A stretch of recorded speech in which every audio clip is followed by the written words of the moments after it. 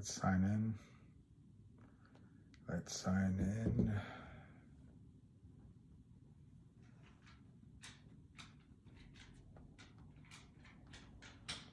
Good morning, good morning. Just signing in for quotes. Good morning, guys, good morning. Just have to get the code.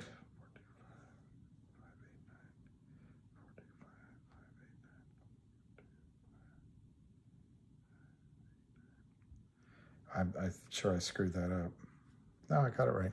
Good morning, good morning. The FUD Buster, exactly.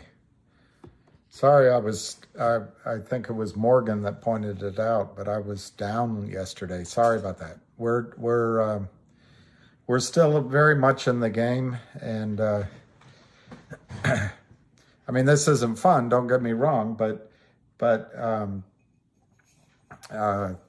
this is all they've got to do. And I think next week, the one thing I want to say that I wasn't sure I got across with GTII, just GTII, is even though you have to face the facts of what just happened and what it means, whoever said it on the call yesterday, sentiment can change on a dime, and it can snap back very, very quickly, very quickly. And that could happen. I'm not promising it, but it could happen next week when the CEO of CRTD goes to that conference. He's going to have other meetings, and I think I wouldn't want to be short GTII next week. Yeah, it'll make us rich. It's going to make you guys have hair like me, like I do. Let's see what CRTD is doing today. 81 cents. And let's see what MMTLP is doing. CYTH. CYTH? What I'm noticing about all these other stories is it's all hot money. It seems like hot money. I guess by definition it is. So you better know what you're doing. David Lee, good job, good man. Let me see what COSM is doing. It's up 5 cents today, 45 cents. Already 35 million shares. CLN, all right, you guys. Korean Yoon, we've been here since 9:15. You better be on time next time. No, Korean, I literally just signed on about, I don't want to be, I can tell you up here, I can tell you how long. 4 minutes ago, I just signed on, so you're not late. Thanks for joining. It isn't? Okay. CYTH. I got to write it down. It's not hot money.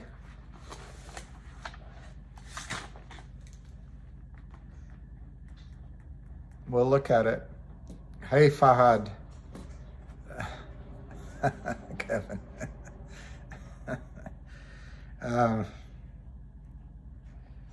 All right.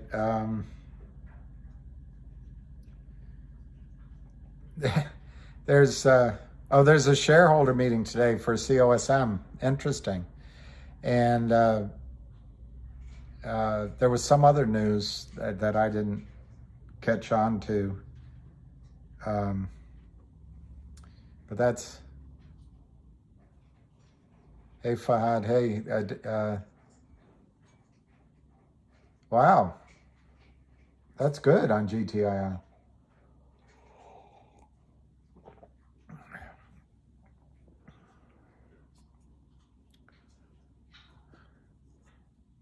Hell yeah. Did any of you guys listen?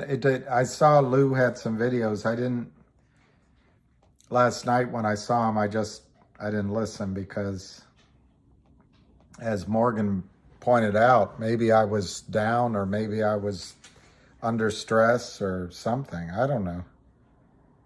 Pretty perceptive, but so I just chilled.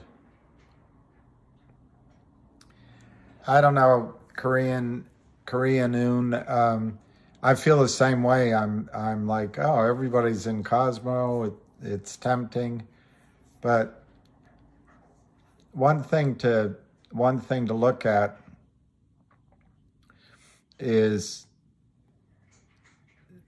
I think they want to get it to $1, obviously, for the NASDAQ.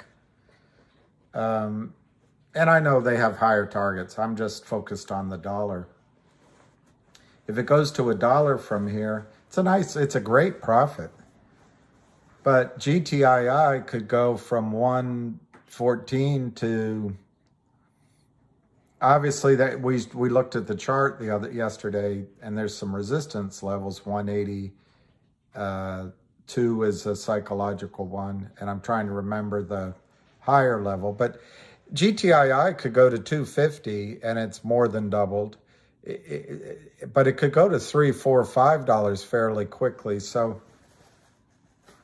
you can't be in them all. But yeah, it is tempting.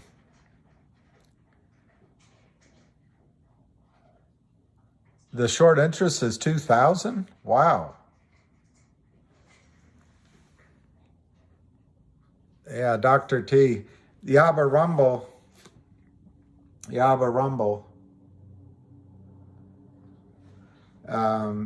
That quote comes literally from, I read this, but I didn't highlight it. Good morning, Alicia. I didn't highlight it all because I wanted to keep it clean, but I wish I had, because I could get some better quotes. But that quote's right there. Shareholder democracy in shambles. What she says is, investors and the entrepreneurs they support, like David Reichman or Jeremy or I don't know the Greek guy's name at Cosmos. Investors and the entrepreneurs they support are being harmed by fails to deliver and stock lending borrowing under rules approved by the SEC. Neither the government regulators nor the financial industry self-regulatory organizations are capable of correcting themselves. This is the definition of a regulatory crisis. If you're not already aware of this problem, this book will show you that there are failures to deliver securities to settle trades throughout the global system. Some of the fails to deliver last for years in the United States.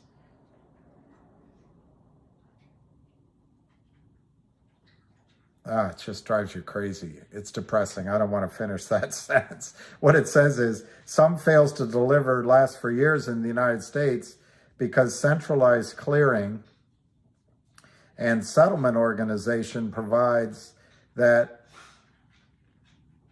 fails to settle on a given day will be resubmitted with a new settlement date the next day, ad infinitum.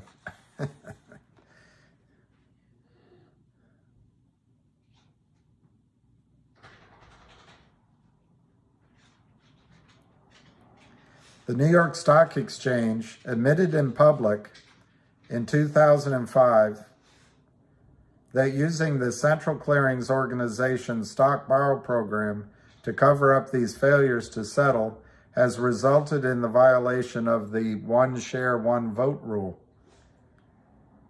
Some shares of stock have no votes in corporate governance issues, or sometimes just a fraction of the vote. The broker-dealer firm makes choices about which votes to count in a completely opaque process. They have made a sham of shareholder democracy. Sounds like another sham going on. Another sham going on. Yeah,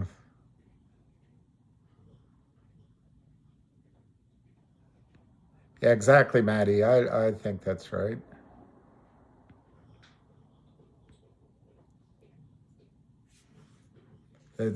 Just let's not have the let's not have the. It's stressful enough. I know Matt's over there. Lucky's over there. It's stressful enough with these trades that to be.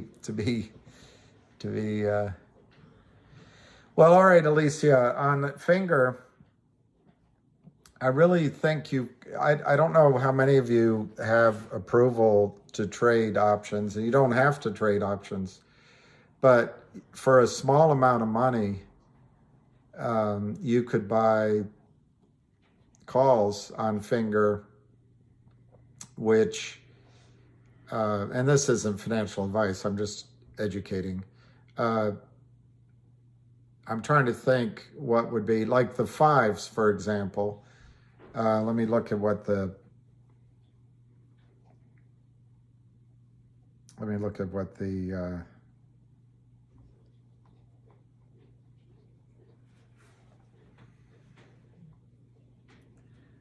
well, the stock's up, so the premium will be up a little bit. But the December fives, you can buy at 60 cents. If you want to be a little bit, none of it, options are not safe at all, but a little bit safer, go to January fives are $1.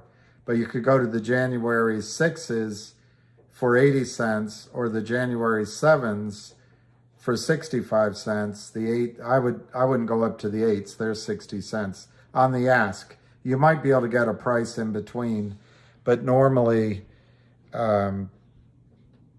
if you want them, you have to pay the ask if it's moving. So with Finger, Alicia, I don't know if you have calls, but if you were to buy the January 2023s, the fives are on, under calls. The fives, the premium, it costs $1, 65 cents to $1. You might be able to get them cheaper, but I've found that they don't fill. But you could try. But just using the $1, you could buy 10 of them for January for $1,000. For December, you could buy 10 of the fives for $600. Now or you could buy 10 of the sixes for $400, or 10 of the sevens for $30. But the fives seems like a compromise between time premium and maybe it'll get to that price. It's already $440 this morning. But if you had 10, that's 1,000 shares. I think this FNGR is going to move next week. They've been expecting news for a while from a couple of different angles. And I think Wes Christensen's going to, do something. But I think a catalyst that you should, and it's a great company, but I just want to get to my point. I can tell you all those things. But next week, the CEO of CRTD is going to be in New York presenting on Tuesday at 3:30. What's in common between CRTD and Finger is the Lind Partners. And the Lind Partners are short 110 or 115 million shares of Finger. Well, this guy, as it was, I read the quote to you yesterday from his Twitter yesterday. I got to find it. This guy peppered me. Yeah. Okay, so Jeremy Frommer, who's the CEO, and he's got a back office experiences, that's almost as good as many of you, but it's better than all of us, mostly. Jeremy Frommer said, I will be addressing the abusive naked shorting by financial institutions at my presentation at the Disruptive Growth Conference in New York City on Tuesday, December 6th at 3:30 p.m. And then he said the next day, yesterday, I will take the war, that's the quote I should have used, I will take the war to the prime broker's door, CRTD. So,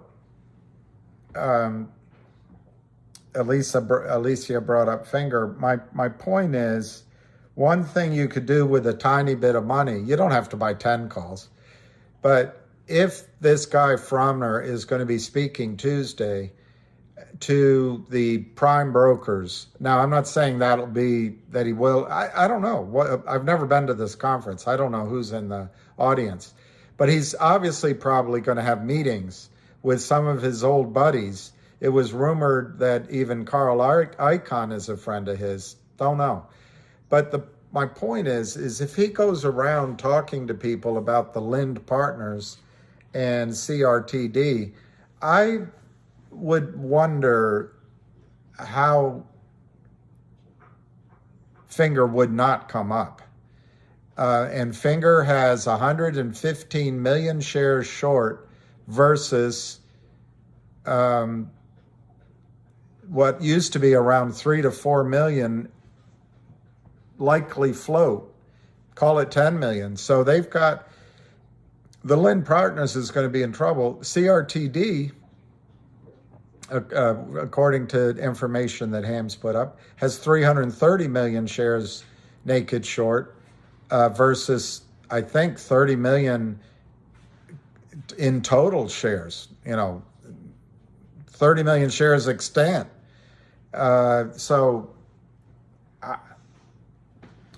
Anyway, I just think it's worth a punt maybe. December calls expire in, about 17 days. So that's a little over 2 weeks. That might be a little too risky. They're cheaper. So by going to January, you buy that extra month. You can go to February too. But right now the call prices are suppressed in my judgment. It's all premium. It's risky, but Finger also owes us a core, earnings report. So anyway, that's just an idea. Good morning. Good morning. Stop swaying with Alicia. Stop swaying. It makes other dancers jealous if you sway with Alicia. Well, Zipadoo, that's a good point. Good morning, James. That's a really good point. For the longest time in GTII, we've been facing this one implacable foe. And now maybe there's a lot of other short sellers in there, and they're all going to have different, hey, good morning, Tahoe. They're all going to have different pressure points. So a little bit like popcorn in a pan, short covering could come from several different directions. Good morning. Spy push. Spy push.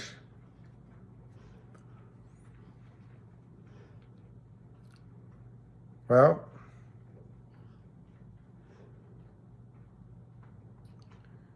I'm just quickly checking as I was talking about Finger. It's going up a little bit. Anyway, you don't have to. I don't think you have to chase it today, but I would try to do it today because other people, I'm not a genius the way other people are. Other people are going to make that connection. And certainly Monday or Tuesday, I expect there'll be buyers of Finger. And then Wednesday. It's a potential, it's potential.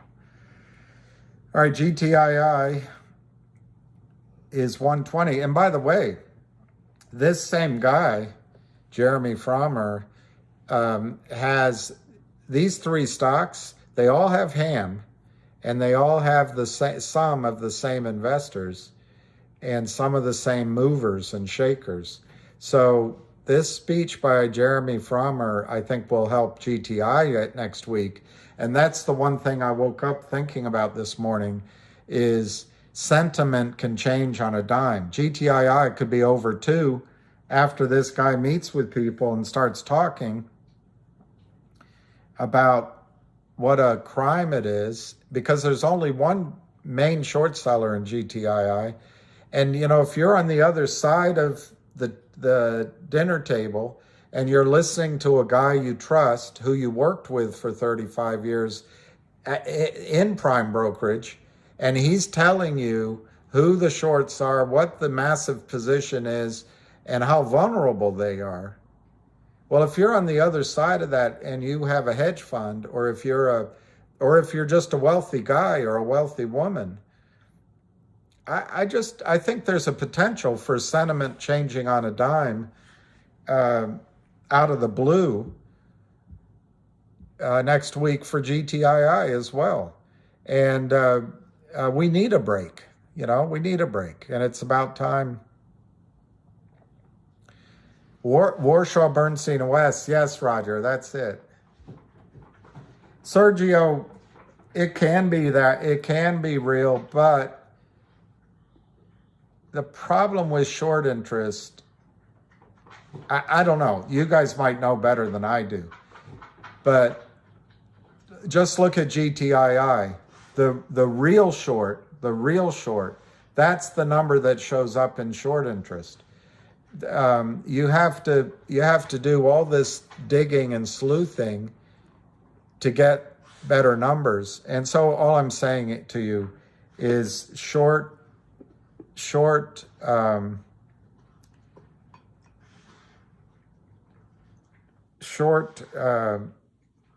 trying to think of the word, interest, I guess is what you're calling it.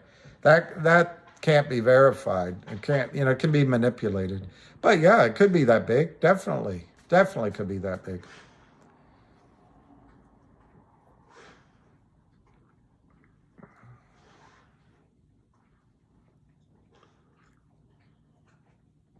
Matt, that's my point.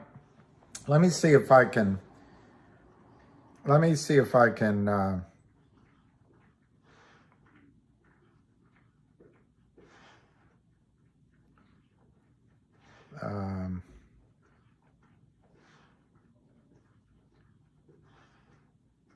okay. I'll see if I can, I signed up for this, but I don't. God, I tell you, it's weird getting old. He looks like a young guy to me. Wow. I want to meet this guy. He graduated University at Albany, SUNY. That, to me, that's very impressive.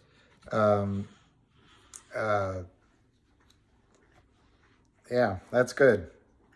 Let me see. All right, let's read his experience listed on LinkedIn. Here's his, man, I think they're in trouble. This is Jeremy Frommer, upstate New York. He's going to go in and take numbers. Okay, so he's been with Created for 11 years. For the last 4 months, he's been the CEO. He was executive chairman and founder for 10 months.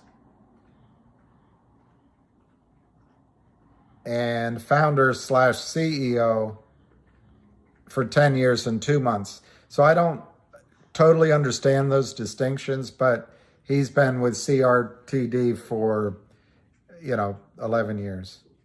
He was the founder of Vocal, VOCAL, November 16 through February 22. He was president of Overnight Productions Wow. This guy knows, you know, the a lot of these nefarious characters on Wall Street also do movies, and I don't know why it is. Like Seth Kramer, I think it's Seth Kramer, is part of a movie production company. My own opinion is that it might be a way of laundering money or taking losses for tax reasons, or maybe it's just trying to get laid. I don't know. Anyway, he was president of Overnight Productions, 2007, 2012. Then here, he was the managing director,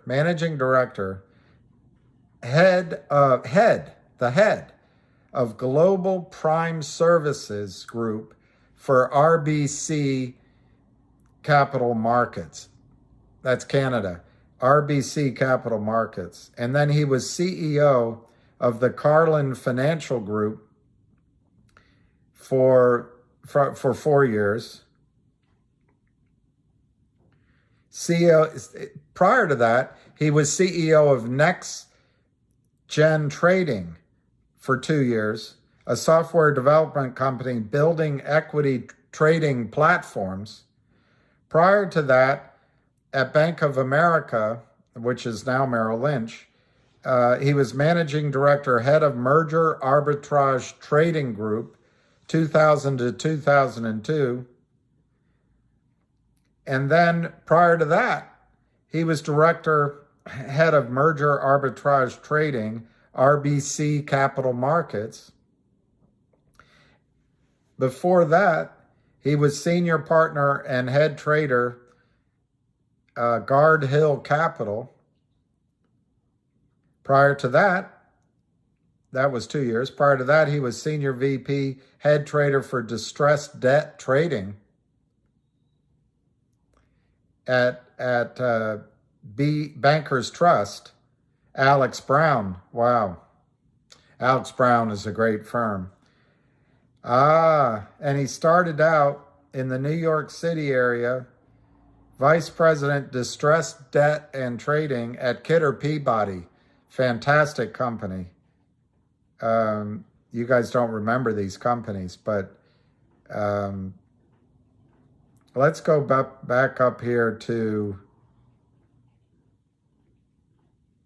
I want to go back up here to the head of Global Prime Services, managing director, head of the Global Prime Services Group. It's pretty powerful. This Overnight Productions was with film producer Rick Schwartz, 50 Cent's 13, Tim Robbins' The Lucky Ones, Lindsay Lohan's Labor Pains, and Robert Rodriguez's Machete.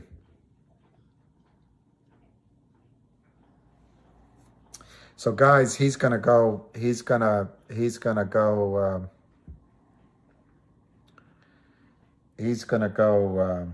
take names.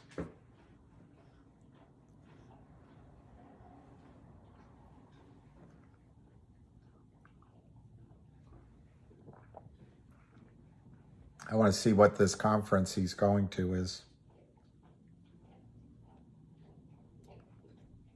Let me see if there's anything else about him.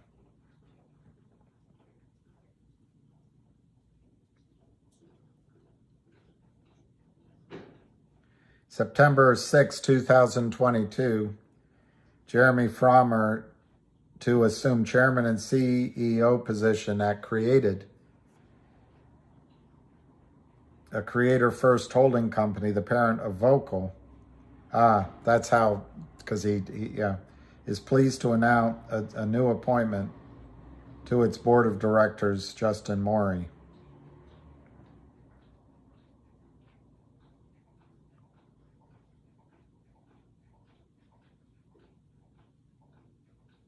It's Created as a company dedicated to unlocking creativity for creators, brands, and consumers. We accomplished this through Created's 4 business pillars: created labs, created partners, created ventures, and created studios. So I'm learning with you. Thank God it's Friday.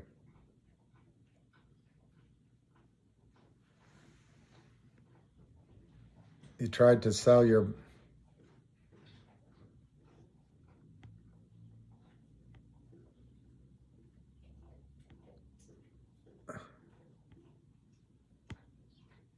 If I told you you had a beautiful body, would you hold it against me?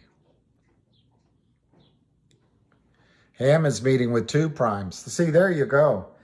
So the heat is going to be on these guys. The heat is going to be on these guys. And let's get some quotes. Let's get the scores. GTII 116, 396,000 shares.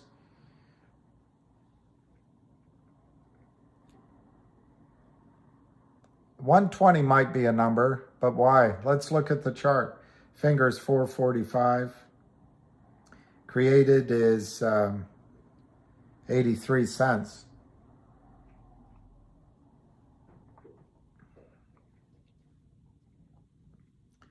And CLNV, which I got hit yesterday, is up almost 5 cents. And what's the other ones? Cosmo. Cosmo is up 4 cents at 44 cents. And the one that I'm really intrigued about, MMTLP, I still can't get it, guys. Why?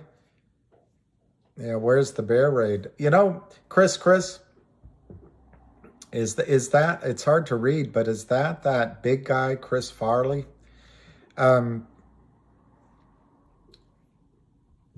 I think a lot of the selling pressure was over after, because they want to go to their clients and say, oh, your position isn't that bad. Alpine Brokerage probably wants to go to its upstairs and to its lenders and have the books closed at the end of November and say it's all not so bad. So I don't know that there's as much shorting pressure that is required. I also think yesterday they wanted to show us some more FUD as if they had more selling power. But a lot of these naked shorts that went along with Kurt Kramer, new ones, whether they know Kurt or not, they just got into the same trade over the last 2 or 3 days. They are not there. This is a stupid trade. To short a stock from where is it? From 125, to short it from 125. If you're borrowing the shares, it's stupid. If you're doing it as a fail to deliver and you're risking your relationship on other stocks that have a better short-term hit and run, they've already squeezed the lemon and watched the juice run down. Never mind. I don't know what to make an analogy to, but I've said they've stretched the rubber band, but they've also pressed the bet so hard. How much? Okay, so you're a new short in this, and you haven't studied the situation. You're just one of these hot. I know I have to be careful the things I say, don't I, Jennifer?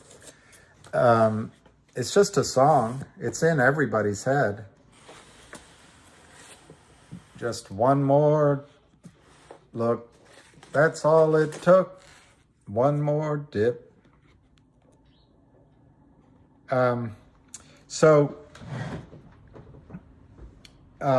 We have good weather here. That's one good thing. So to short GTII from 126, what are you going to get? Get it down to $1 maybe? Get it down to 70 cents maybe? It's a nice trade if you can do it in a day. But remember, they don't really have a lot of money. And I'm talking about the ancillary shorts. And they're in other positions that are even hotter.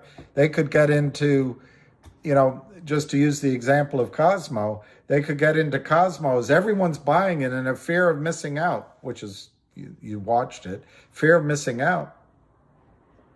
They know that there's going to be a lull in that, and they can sell it down and take that money off the table. And then tomorrow they can do it with a different stock. But it's after it's run up. It's after all that fear of missing out comes in, that the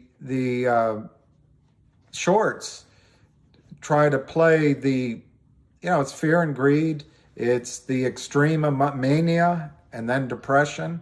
They want to short from the mania down. Well, at 124, that's shorting from depression, trying to get into more depression. It's not a good bet. And what's their risk? There's whales buying.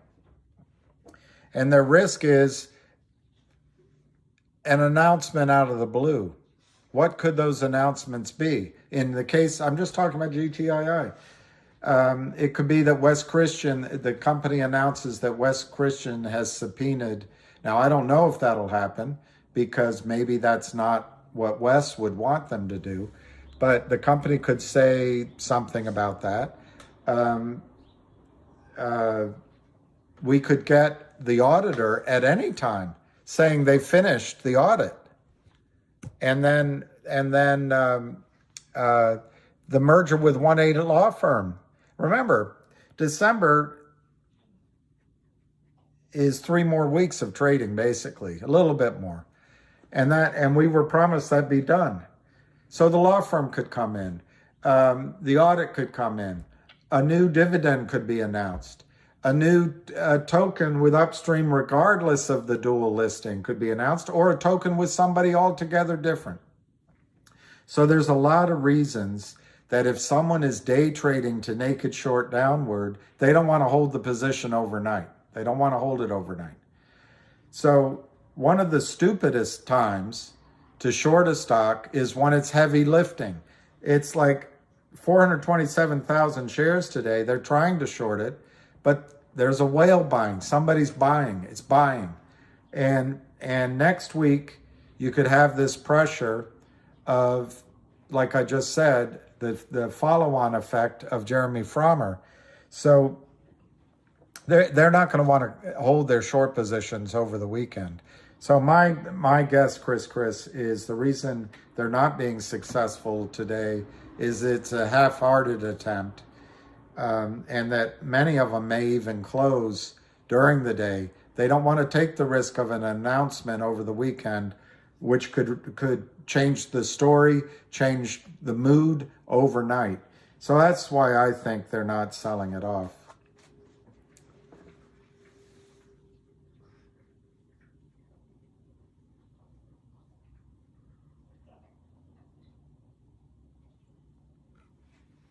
I didn't know that, Michael. I didn't know that Lou said that. I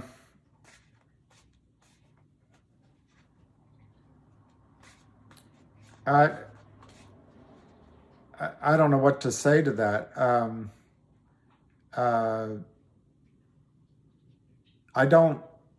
I didn't hear Lou say it, so it surprises me.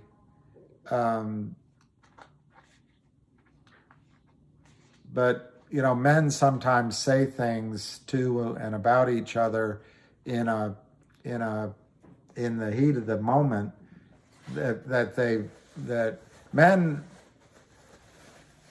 I don't want to be sexist, but men tend to forgive each other fairly quickly. And I think it's a little unique to men as opposed to women, but I could be wrong. But men can get hot in the moment. Well, fuck you. And then take a breath, think about what the other guy said, and say, man, I overreacted. You're right. No worries, no problem. Come on, let's go have a beer. I don't know the situation.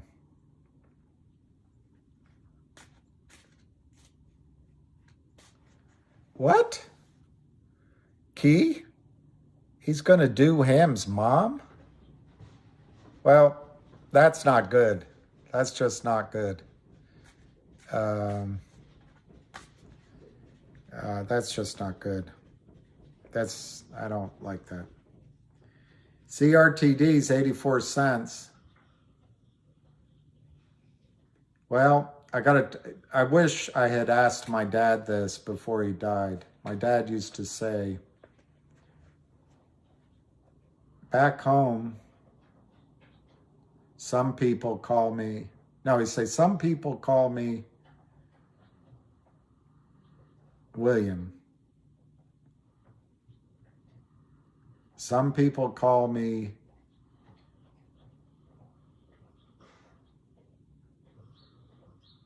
Billy. And others call me, no, some people call me William. Some people call me Will. Others call me Billy. But back home, I'm just known as Bill. Something like that. He used to say it's a poem. And he repeated it to me so many times. I say, Dad, how do you say it? And I always forget it, but something like that. All names are good with me. All names are good with me.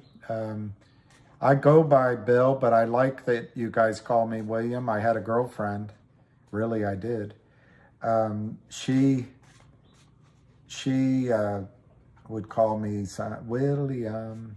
She was from Winston-Salem, North Carolina. She called me William. I liked it when she called me William. Never had anyone call me Willie other than in this context, or, I have friends that'll say Willie, but, which is fine. Don't mind it at all. I like it. Some people call me Billy, which I like. And then my friends in London always call me Billy Bob. So I don't know. Sweet Willie's fine. And Ahmed.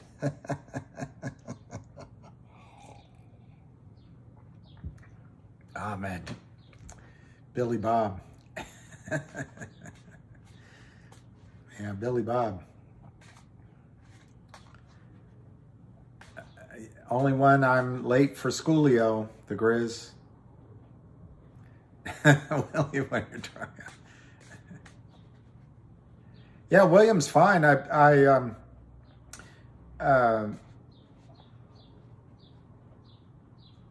guess as I grew up, it felt a little formal. But nowadays, and I don't think I'm letting out any secret, but no one under 40 is called Bill. They're called William, Will, but they're never, or even Liam. Liam, as you know, is a contraction of William. My dad used to call me Gilhelm. How do you say it? Wilhelm, and then in Russian it was a little different. But anyway, William's a good middle name. William's a good name, actually. I had that's too much information, but my parents divorced. My mother wanted me to change my name. No drama. No drama. No drama. No drama. CRTD is 84 cents. Darn it.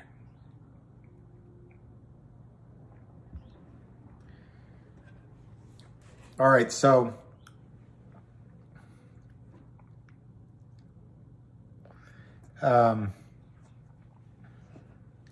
look, I don't think we're here.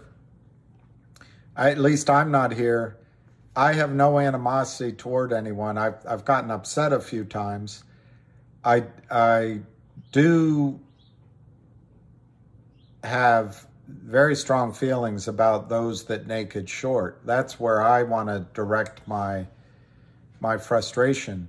But everybody has a right to make investment choices, whether they end up to be the correct ones or the wrong ones. And hotheads can make good investment choices just like calm thinking people can. And so my goal is just to hear the investment advice of anyone. And I do stand full square. It's the whole reason I started doing videos. But I stand in the well of the House of Commons like Churchill was all alone. I stand full square either behind or beside Ham. He's my friend, and I'm a loyal guy. But that doesn't mean that I'm going to respond to things that I don't quite understand that's going on. But make it no doubt, Ham is the guy that all of us are here because of. Now, different people have come on and joined in, but when I was in, 84 cents on CRTD, GTII, 122, MMTLP, 19, COSM, 44, up 5 cents, CLNV, almost 5 cents, so that's down recently. And fingers up 26 cents, 4.58. But anyway, when I was in London, for years, I don't have this fancy resume that Jeremy Frommer has because I never focused on it. But basically, we started our own investment bank, like one of his. And we raised a lot of money for companies. I've done this a long time. But one time, my friend focused on the money he was bringing in, and he said, the money is what counts. And I said, we were having a bit of a blowing off steam. I said, no, it's the quality of the deal. If you have a good deal, the money comes to the deal. And so we had this different point of view of what was more important, having the money or having the deal, a quality idea or deal. And I think in the case of Ham, and first Finger, then GTII, then recently Finger again, and then CRTD, but all within a very tight set of parameters, same set of players. Ham is the one that saw the opportunity, fights for the opportunity, created the opportunity, doesn't quit, educates everybody. Me, you should hear me with the stupid questions I call and ask, and he'll say, oh, so you don't want us to do anything? Like I'll call up and say, why are you doing that? So we shouldn't do anything? But he doesn't quit. So it's Ham is the prime mover. And other people come in. I don't take credit for anything here. I think Avid Trader's done an amazing job, absolutely amazing. And I think, Lou came in, brought a lot of you guys, and that was a benefit. But I think the test going on right now is whether, like I had with my friend, is it more important to bring in the money, or is it better to have a good idea? And I will state, regardless of personality and regardless of loyalty, that in the case of GTII, it's better to have the idea. It's better to have the story. It's better to have everything lining up with you than, money is fungible. Good ideas are not. So.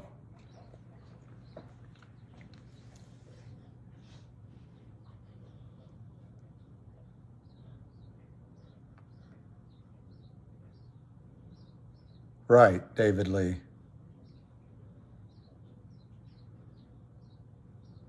New SpongeBob or whatever it is very good. Why would they ring the bell? I'll answer that. Finger went up. I know, that's Alicia. Alicia is the one that brought up finger this morning. But I wanted you to know my thoughts that I woke up with. Because yesterday, Morgan pointed out how I was coming across, and I didn't realize it, but you know, she's very perceptive, a lot of stresses, but also we got to have a plan of action. We got to do some things. Now,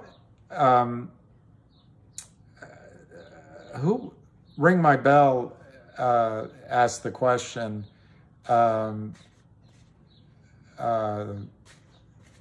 yeah, other money, that's the point. If you have a good story, money will come. I don't know. I don't know the answer. You know, it's like that movie with Kevin Costner. Is there a movie he's not in?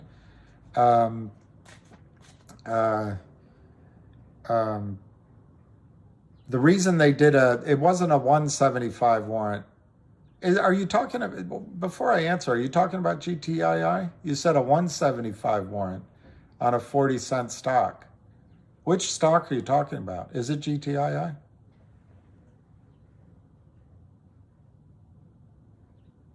Well,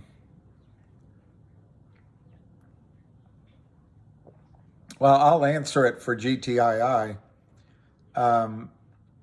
That's right, any blockchain.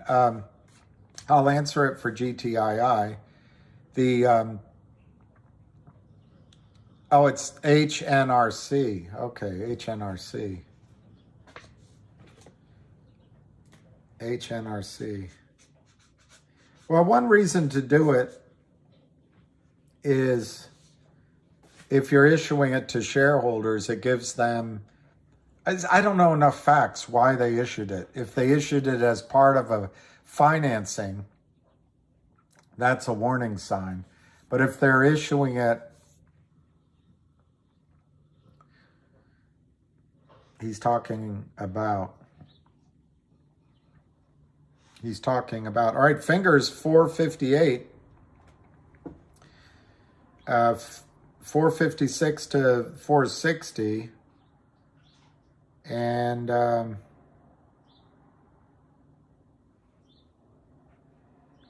Big Orange, I agree. I think that's a good goal, Big Orange. I think it's a good goal. Alicia, you can be positive, but don't test positive.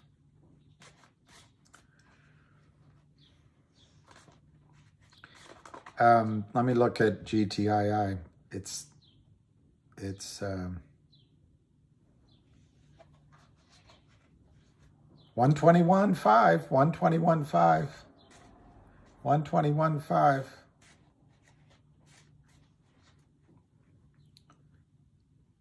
KYP. Why are we stuck to this 121 floor like glue? It's so obvious it wants to rip away. Yeah, I think so. Good morning, Brian Richards. KYP. Pretty young thing. KYP. Counselor Diamond Hands. I like that. I like Counselor Diamond Hands. It's good. It's a good tag. It'll go through 121, 130, I think. But Counselor, you know it better than I do. I'm not a technician. What I'd like to see is that we go through 180 one or two more times and then just go up.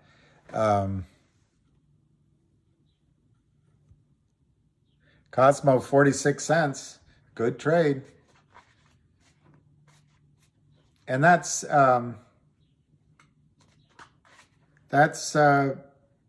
you know, getting beyond all the back and forth, you know, recommending buying Cosmo at 20 cents, which somebody did, or 18 cents, it's been a good trade.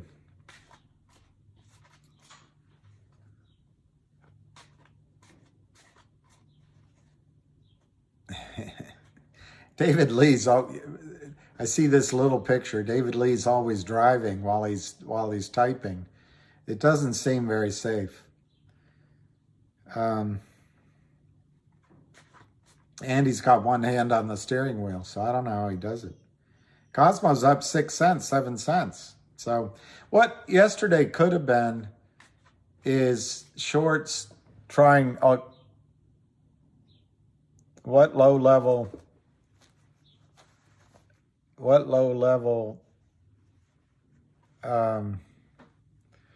don't know. It's got to be low level though.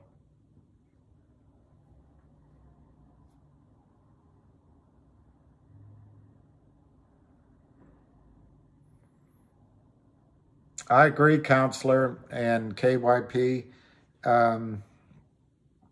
All I can say is you've got a lot of guys who are a lot like this guy, Jeremy. I forgot his last name already.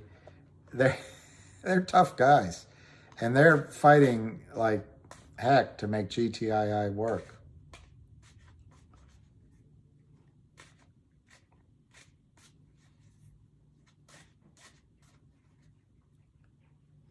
KYP. Pretty young thing. All right, CLNV is going up. TPTW, the other stock that guy follows, is doing nothing. OTIC is a nag. It's a nag. It's going to the glue factory, I guess. I guess that one's going to the glue factory.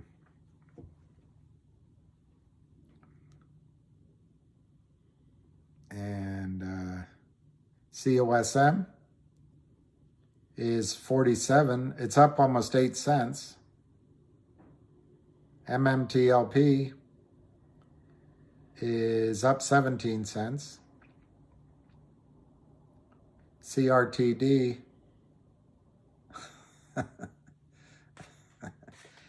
is up 84 cents.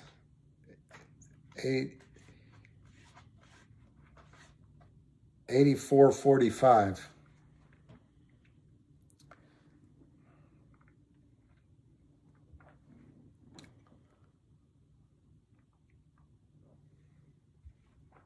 Good morning, Dylan. It's kind of a slow morning, so it's 11 o'clock. I'm going to try this weekend. I've got to go to this funeral, and I've got things to do this afternoon. But good morning. So we'll try to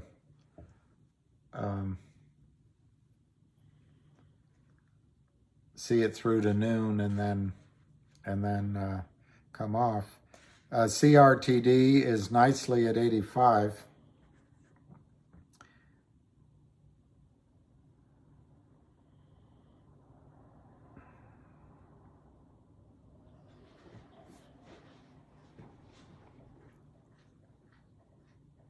Is there any news on Cosmo today? Somebody said that they're having a shareholders meeting today. So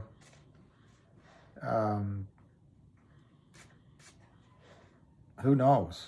You know, they're having a shareholders meeting today.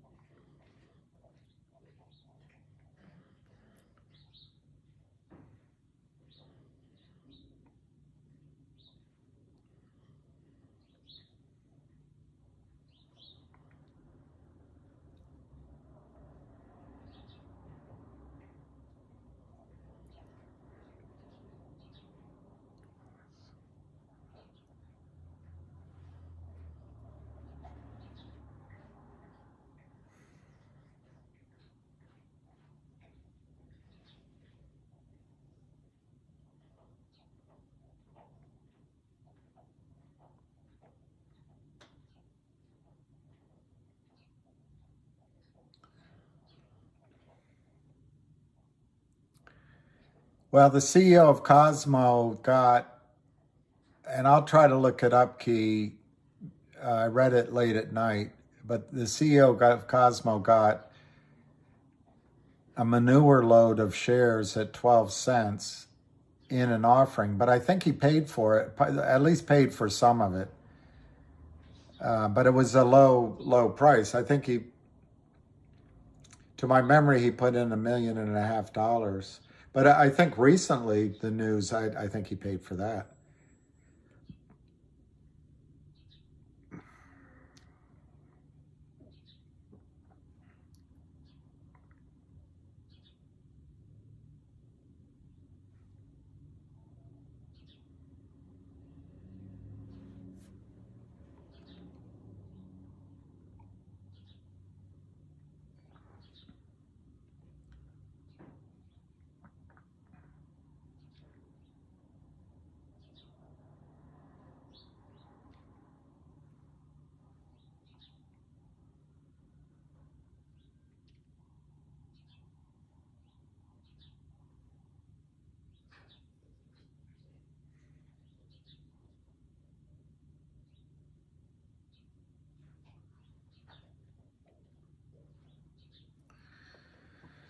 All right, so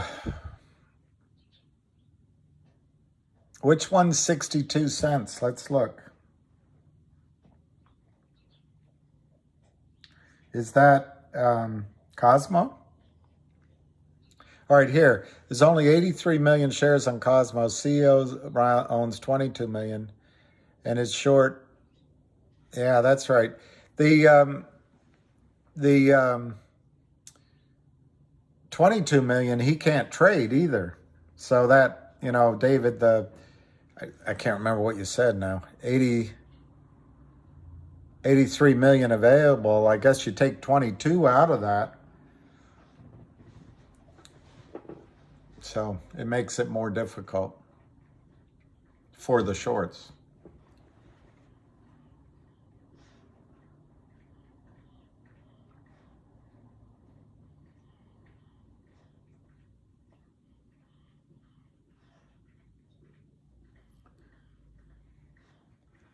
Wow, Dylan, good luck.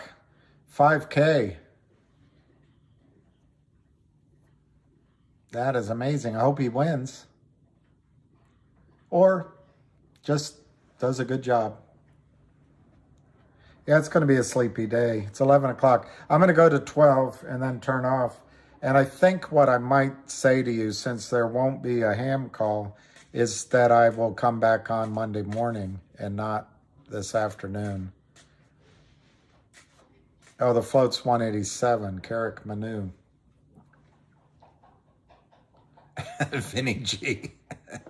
I think it's you, Vinny. I don't.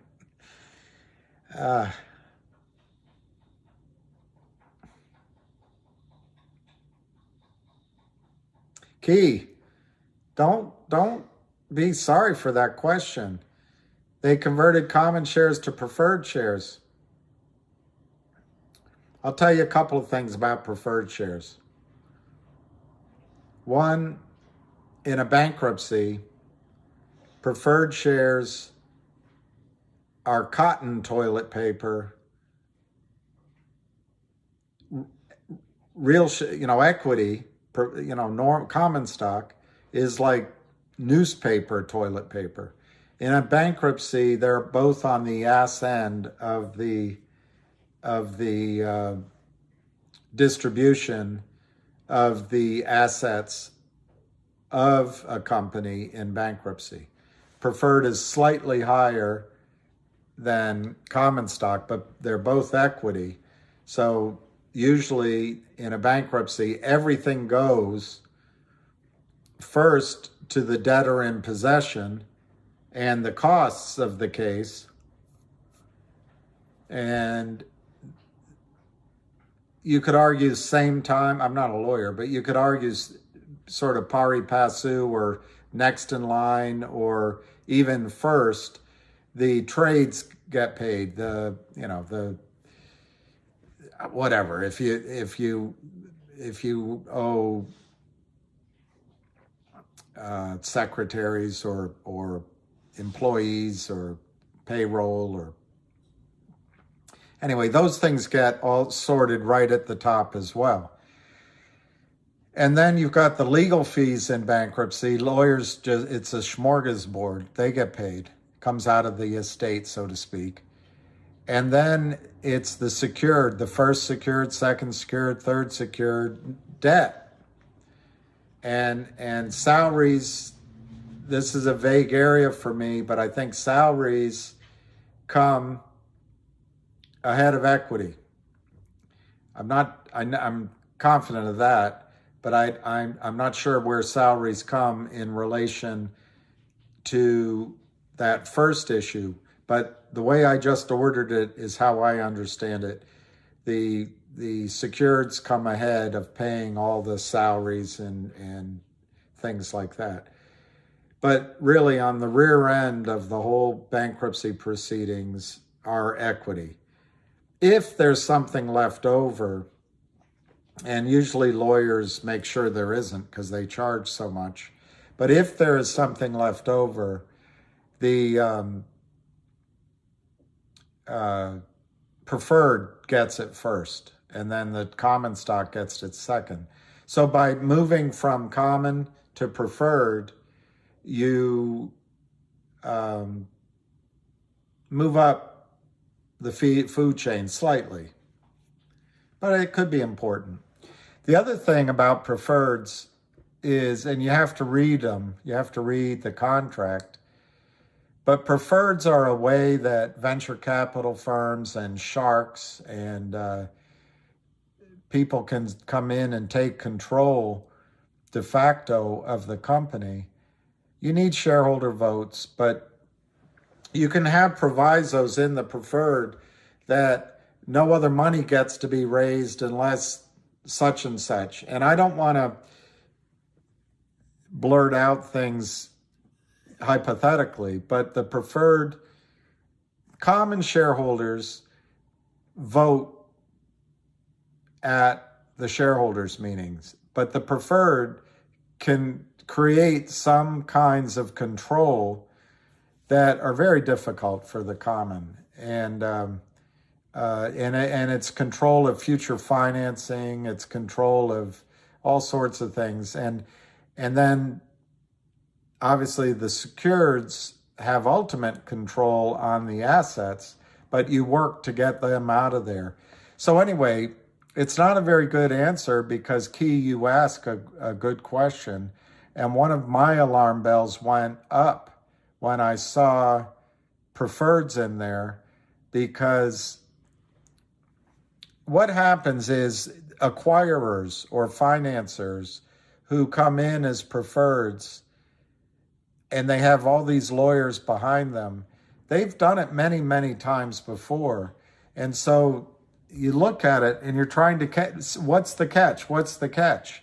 And I literally spent about 45 minutes reading, so I don't know, and I'll look at it over the weekend.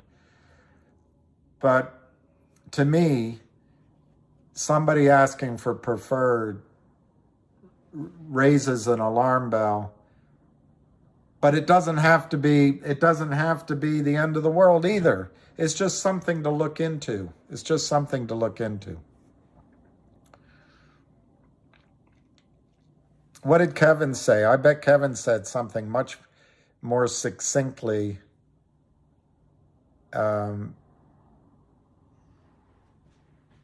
I hope. Tell me, Raven, I want to hear about MMTOP. I want to see what Kevin said about all companies pay execs and preferred shares. They have higher value and aren't traded publicly. They are convertible to common stock when executed by the execs. Okay. So KYP, that's less long-winded than I am. All right, let's see. Wow, MMTLP. Well, let me ask you something, KYP or Raven. Because last night I was just thinking about it. Obviously, you saw me just little bit of it, but I can't figure out why they're not trading upward. I heard one possible escape is that the brokerage firms will say, we didn't get notice in time to buy in, and that's why we didn't. Is that possible?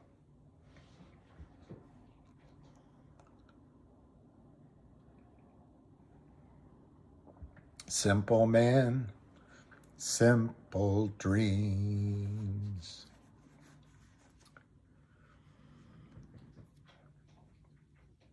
They have no right to vote, that's true. But the preferred shares, which gives power to the common, but the common usually. Good morning, Anson's dad. Always good to see you. Let's see what Cosmos is doing this morning. 48 cents. Let's see what MMTLP is doing. So, Joey Face.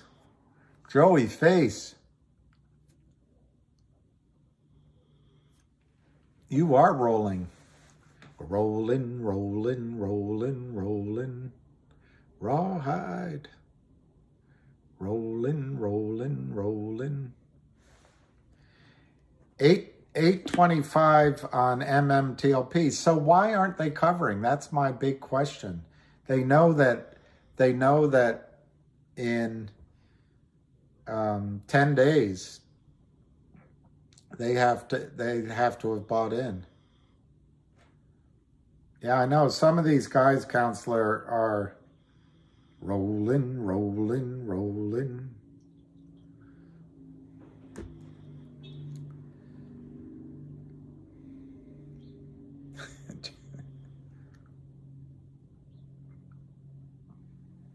Linares.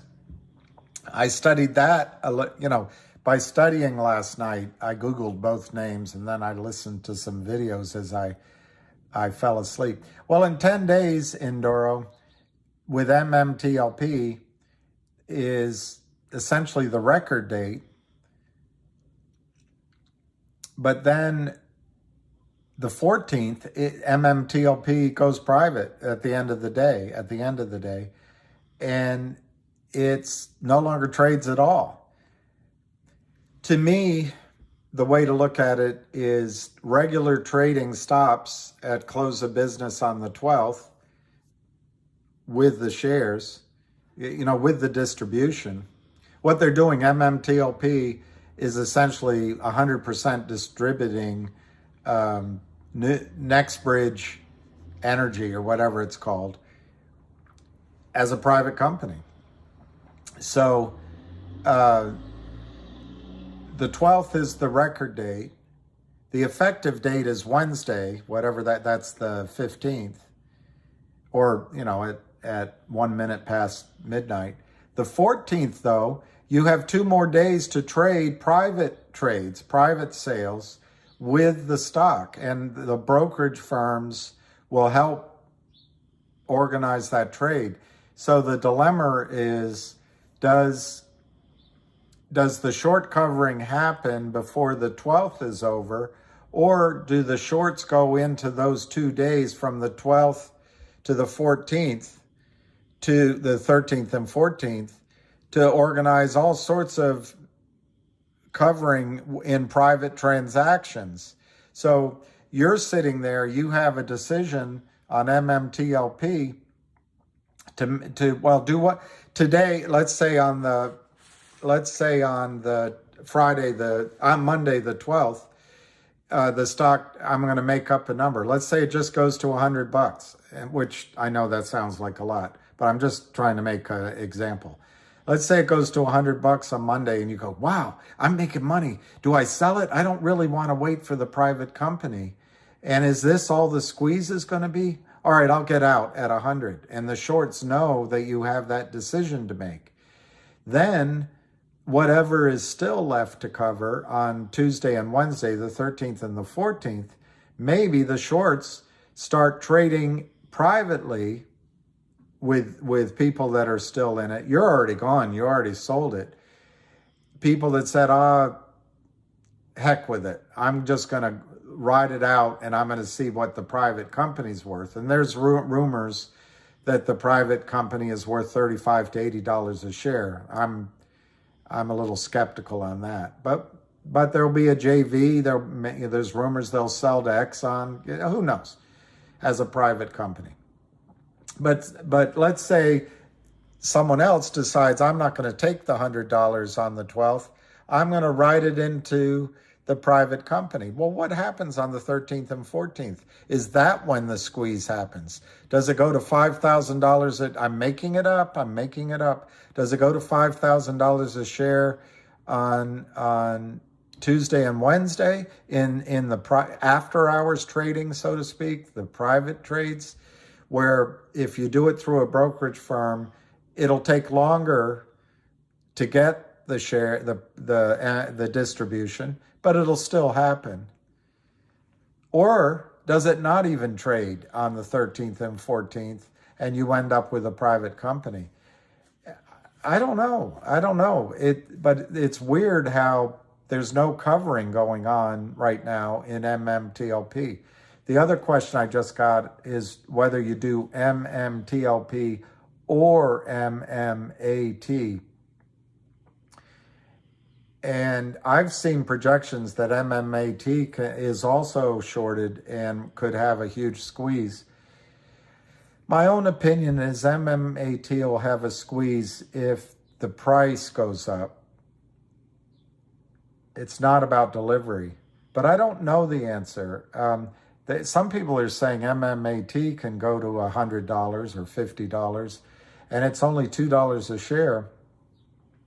What I do know from reading about MMAT is it's a legit company with next generation, state-of-the-art, world-class, whatever word you want to use, technologies. So it has a future, and it has a massive naked short. Oh, MMTOP is, yeah, KYP, I had 2,000 shares of MMAT, and I swapped it out. Well, G-Man Forever, the expectations on squeezes, G-Man Forever, are very high. Because in a squeeze, by definition, guys like you who were short, they have to cover massively. But on trading, at least from my standpoint, you look for 1, 2, 3, 5, maybe even 10x right now while things are hot. And you hit and run and you move on. So anyway, I love your input, G-Man, and I'm glad you're here. But you got to have context. The big numbers come when a squeeze happens.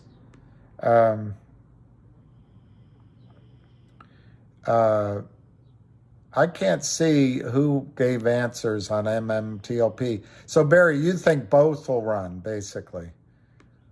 Both will run.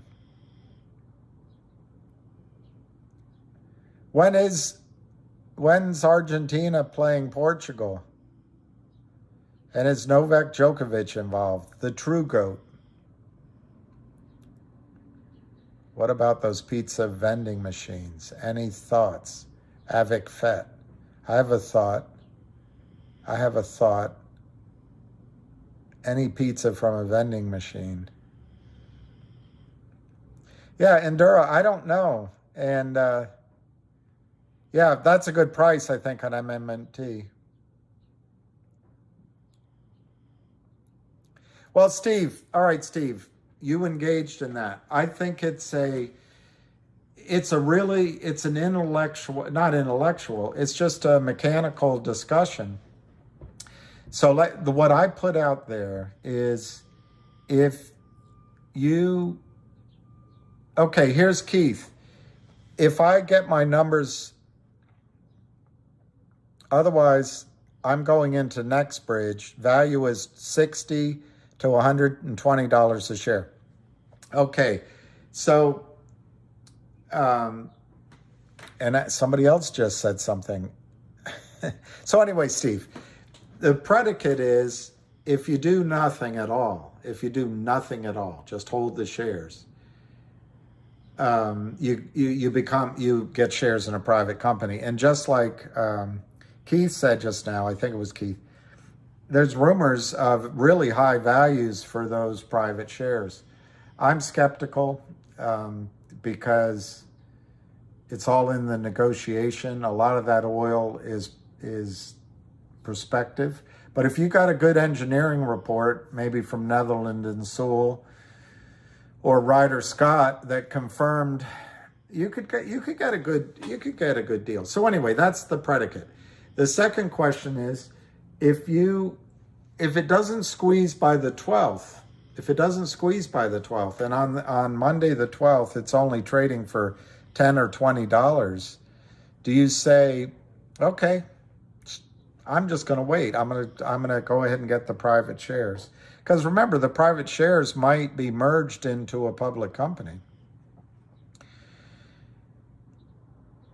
So that's, in other words, if it does squeeze on the 12th, but it only goes up a bit, like to $100, do you get out then and say, phew, I made some money? Because the sort of the after-hour tradings will be from the 13th through the 14th. And what if the hedge funds cover their shorts in private sales, which I understand still occur through the brokerage system, and the squeeze happens on Tuesday and Wednesday, not by Monday? And if you sold on Monday, you got a lower price than you might have gotten on Tuesday and Wednesday. On the other hand, if you don't sell on Monday, maybe the trades on Tuesday and Wednesday are rare and low. They're low prices and they're very rare. I don't know. It's a tough question. I'm going to scroll back and see some of your answers, because I'm obviously don't know what the heck I'm talking about. Well, Matty Ice, it is crazy. I admit it. I mean, I absolutely admit it, that it's crazy high prices. That's right. Profits will go back over. Well, all right, Steve, if you don't sell by the 14th, which if you don't sell by the 12th, effectively your settlement will be a little screwed up. Basically, by doing it by the 12th, the buyer gets the distribution. And it's sort of like trading during the trading hours. From the 13th to the 14th, it's kind of like after hours, sort of. It's the counterparty. You got to, anyway, apparently the brokerage firms will assume the counterparty risk for you, work it out for you. But when you sell it, it's a private transaction. And by selling it on the 13th or the 14th, the buyer expects to get the distribution, but it has to be organized differently than normal trading. All right, so that's through the 14th. But if you don't sell by the end of the day on the 14th, that's right, you get private shares, and they're estimated to be worth $60 to $120. I think that estimate is based on 3.5 billion barrels of oil in the ground on 140,000 acres in the Oro Grande. There were some successful test wells drilled, horizontal and vertical. They also have, I think it's called the Hazel Project, which is smaller but profitable. And the Delaware, I think it's called the Delaware Basin, right next to it. This is the Oro Grande.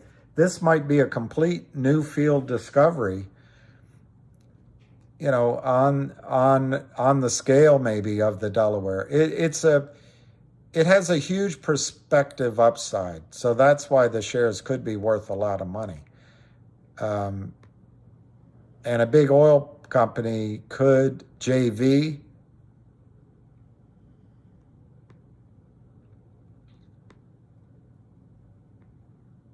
Now, there are options. There are options on MMAT.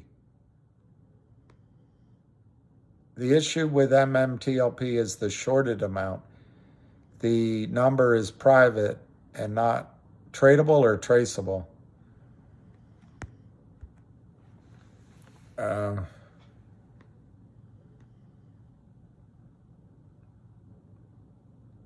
The short will have to pay the interest on MMTLP if they don't close it.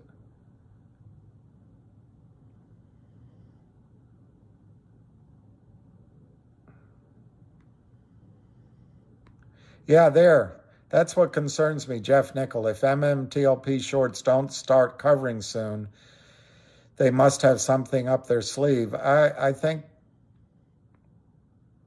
well, Sakaric Manu, the only twit is me. I don't know.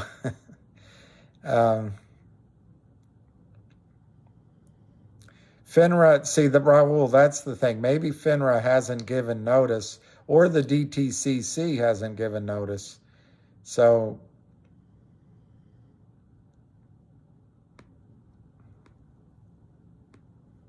that's it, Otto. Now, who just said that it's turning into stock twits? Just so you know, I brought up MMTLP. I brought MMTLP as something that has a definite timeline. It has a clear short position, although not the amount, and it has an event that should force a short squeeze. So I brought it up, I don't know, a week ago, 2 weeks ago, as something to maybe invest with a tiny bit of money, but also as something to watch for ideas on what to do when GTII squeezes.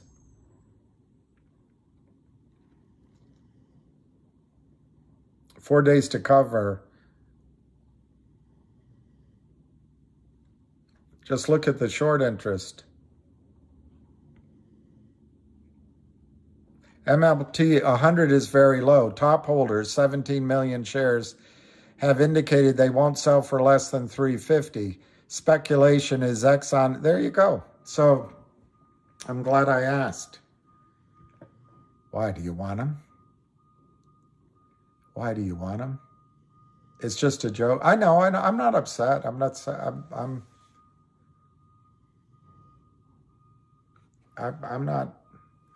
Serenity now. Serenity now. All right, let's look at Cosmos Holdings. 49's 50 cents. So somebody out there is very happy. MMTLP is 820. GTII. I'm skeptical too, Matty Ice. That's why I'm asking. GTII is 125.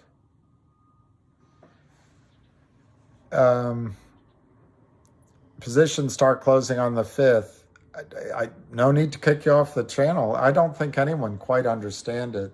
They're not just going to give notice to the first guy that calls FINRA. That would be illegal. Yeah, they have to do it to everyone at the same time. That's a really good point, Paul. That's a really good point. They have to notify everyone at the same time. That's an excellent point.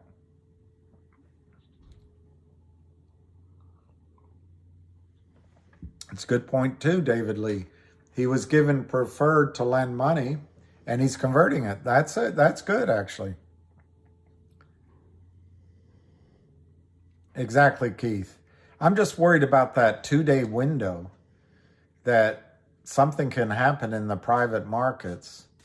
But I suppose if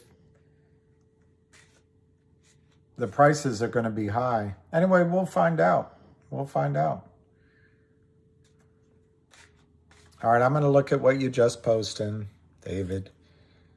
Keep your eyes on the road, David. The CEO of Cosmo loaned the company money in the past passed and was given preferred shares. He's converting preferred to common. Those were paid for with the real money and converted above market price. That's actually very good news for insider confidence. That's very good news, David. It's very good news. So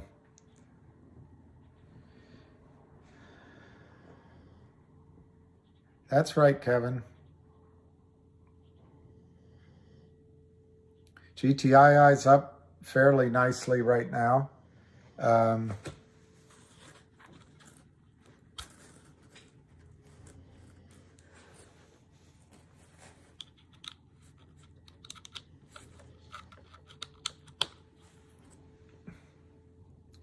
Well, Cosmo,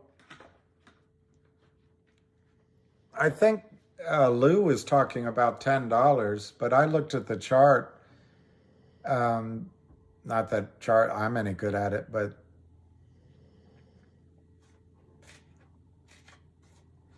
converting preferred to common, that's true. I think obviously they want it over 1. That's one target. $3 is another target. Hey, Patrick.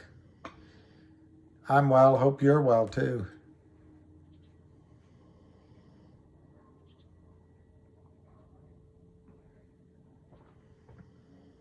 Very good, Sergio.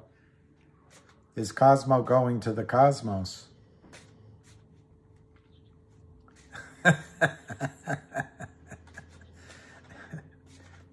Grow up, Arthur. You'll make a fine adult.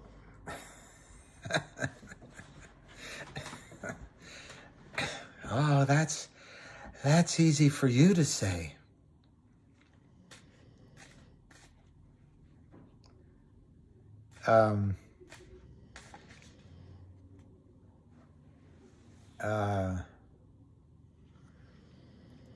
Bye, Patrick. And then he sits with Princess Gloria. Princess Gloria. So tell me about yourself. And she's chewing her gum. She says, you mean why I'm a hooker?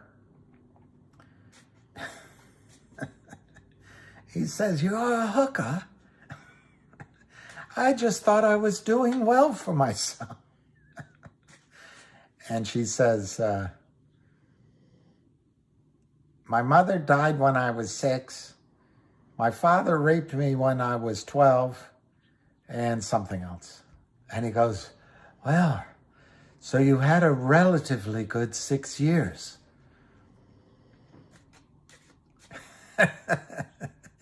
They recently had the whole country carpeted. This is not a big place. A taxi cab from one end to the other costs $10. Rhode Island could kick its butt in a war. Yes, Arthur, we understand that it's small. Princess Gloria.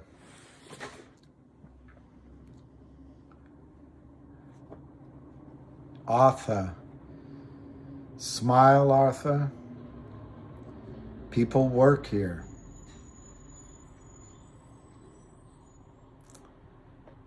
Later on, we'll get ice cream. All right, Cosmo, 50 cents. GTII, 125. So let's look how much GTII is up today. 9.65%. Cosmo is up 10 cents. GTII is up 11 cents. Oh, that's interesting. Cosmo's up 26%. So there you go. That's how you leverage your money.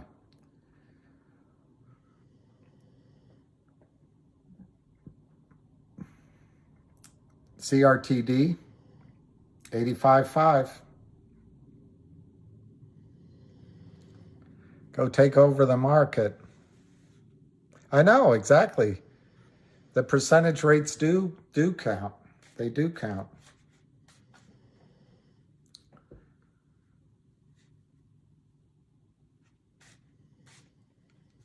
So at noon, I'm going to quit. CLNV's up 32%. Let's look. CLNV, but it was down yesterday, unfortunately. Yep, 33% today. 0.013, 0.055.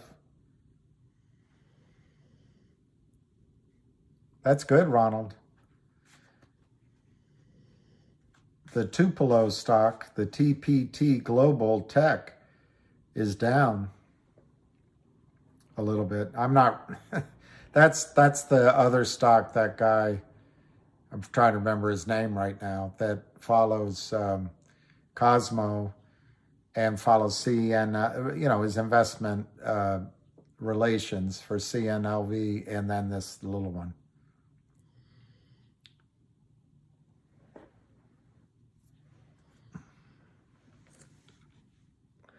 Steve, you are correct. One brokerage firm has already announced that they're going to start the buy-ins on December 8th. I don't remember it was Fidelity or Ameritrade, but anyway, one of them did. But no ham call. Yes, so normal record date, we have to sell by the end of the day on Monday. However, what's confusing is, exactly, David, that's right.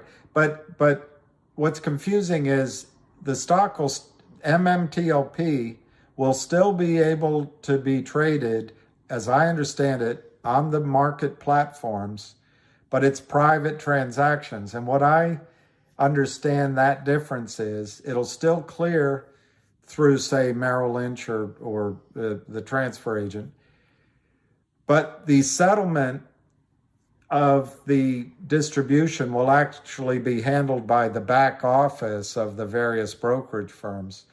So, yes, to be safe, you have to sell by the end of the day, Monday, December 12th, to be out of the stock. What's confusing is on the 13th and the 14th, what if there are no transactions? Well, then, if you were hoping to sell on the 13th and 14th, you have no choice. Or what if on the 13th and the 14th, the transactions, the prices drop for some reason? Or on the 13th and the 14th, the prices, that's when the squeeze really happens, and you got out on Monday at 100, and on 13 and 14, it goes to 2,000. I don't know. So that's the one confusing bit I don't understand. But yes, if you hold through the 12th, you can transfer into the private company. If you choose not to try to participate in the private market on the 13th and the 14th, you definitely get the private company. And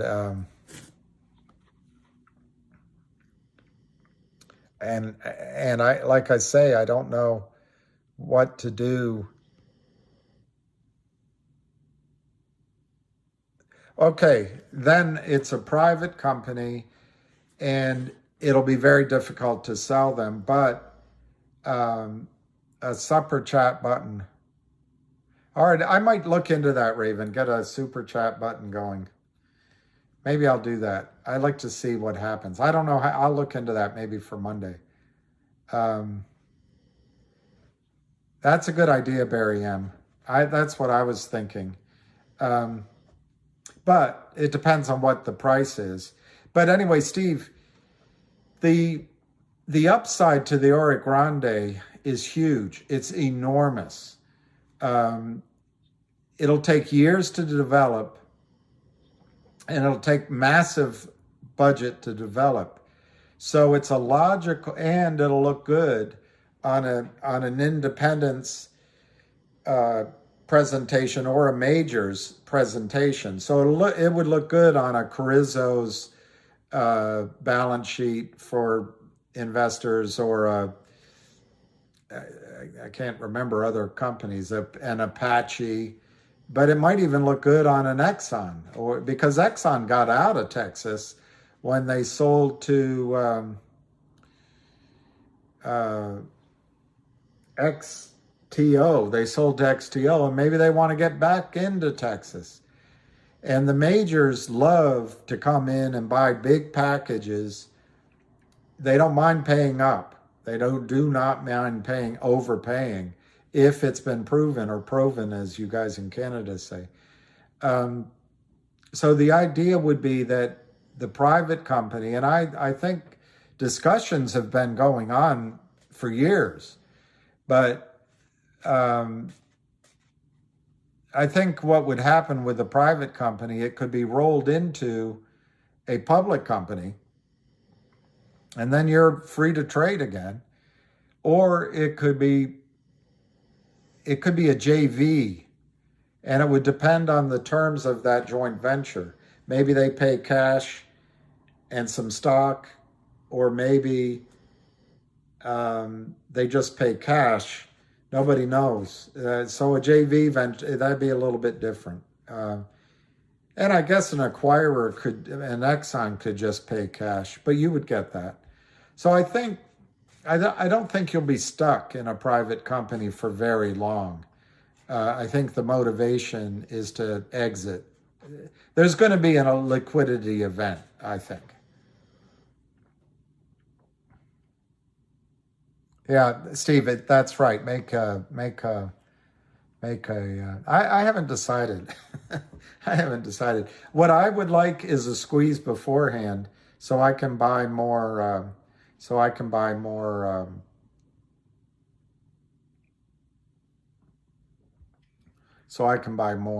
GTII.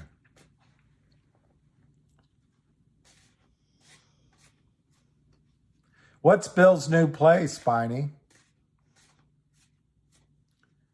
Do you know it? Scalping's fine. You know, I tried to explain that buying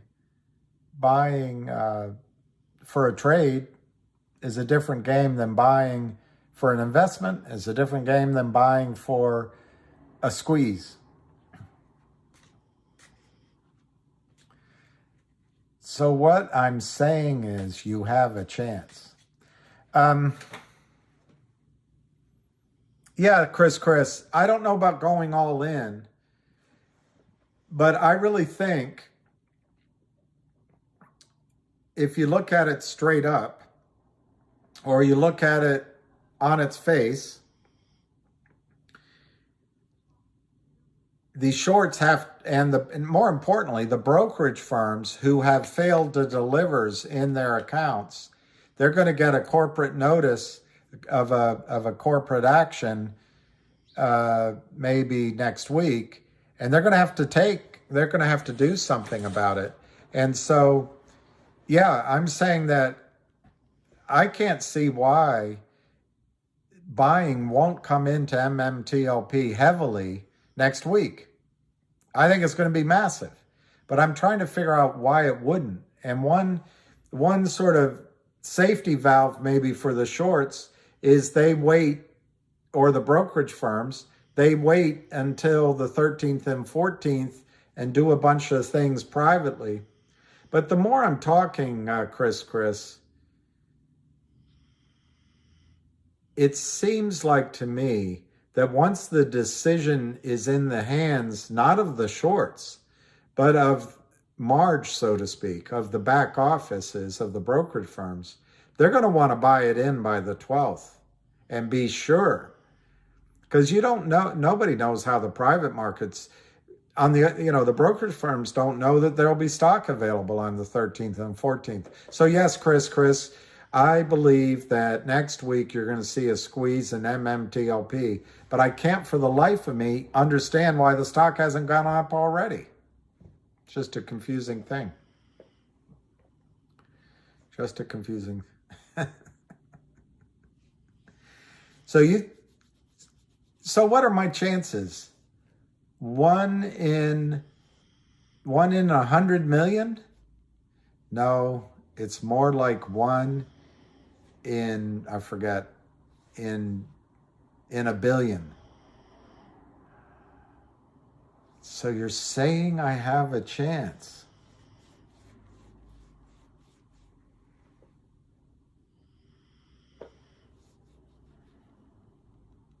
Cosmos at 52. It's pretty good. Yeah, easy. Some people have said that, but I don't know who the they is you're talking about. John Berta actually sent a query to FINRA to ask FINRA to clarify this. He said, either stop trading, make it clear that trading is going to stop on the 14th, and maybe make it clear that trading will stop on the 12th. With the dividend, but conceptually, who would buy the shares on the 13th or the 14th if it's already past record date? There's nothing there. I hope everyone that's been pumping stocks go to jail, and we know it's not the people with money they will grab a bunch of YouTubers to make an example of. All right, you fat. It's a good time to point out, as I always do, and I think I've already pointed out, none of this is financial advice. It's all in my opinion. And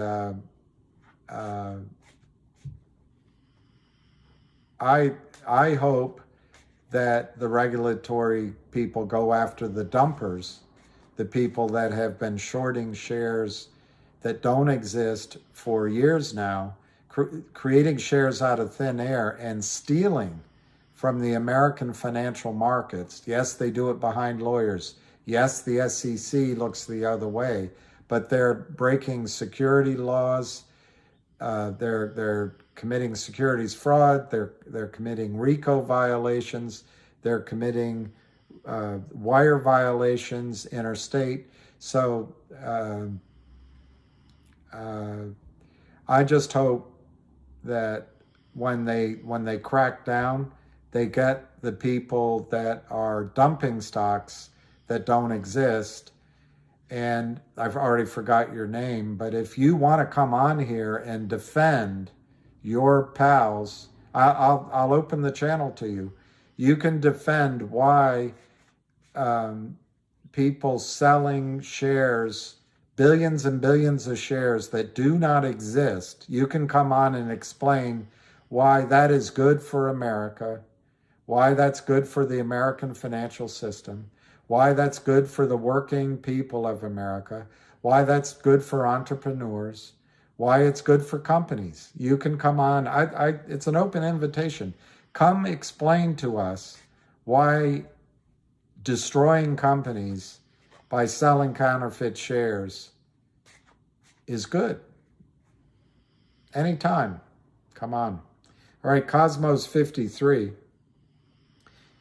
I just hit TPTW 0.005. CLNV. Oh, you fat. Why am I so upset? I'm not. I'm reacting because I think you fat, you're trying to say that in that hackneyed phrase that I'm a pump and dumper. I'm not. And so I'm reacting to that. I'm also reacting to the fact that the real crime that's going on in the markets are, for a decade, maybe 2 decades, maybe longer, are these parasites who entrap CEOs in and sometimes they don't even bother doing that, in death spiral convertible notes, and Wall Street doesn't care, the SEC doesn't care, and everyone profits from it, but it destroys companies. So I get upset at that.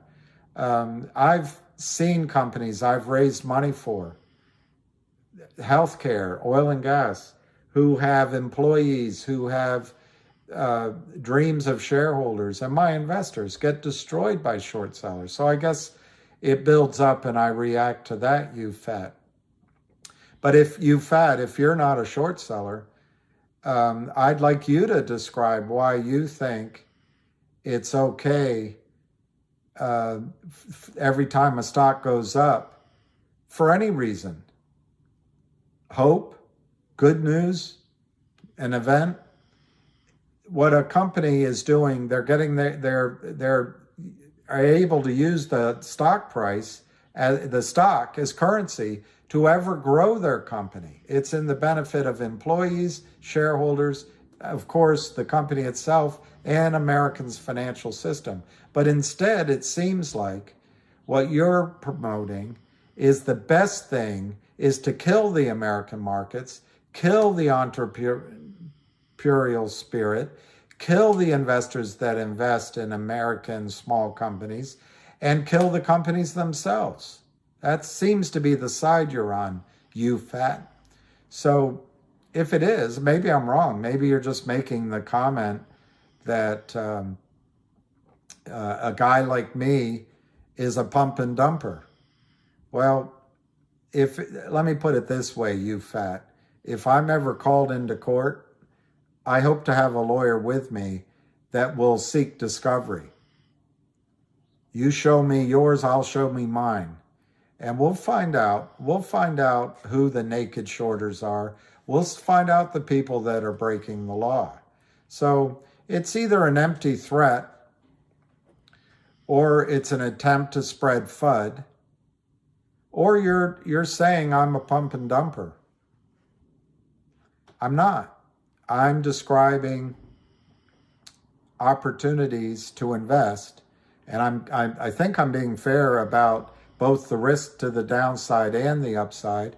And there's no question, you fat, that if I buy in to MMTLP and it goes to 100 or it goes to 500, there's no question I'll dump then. If you mean by dump, sell. Of course, it's a trade.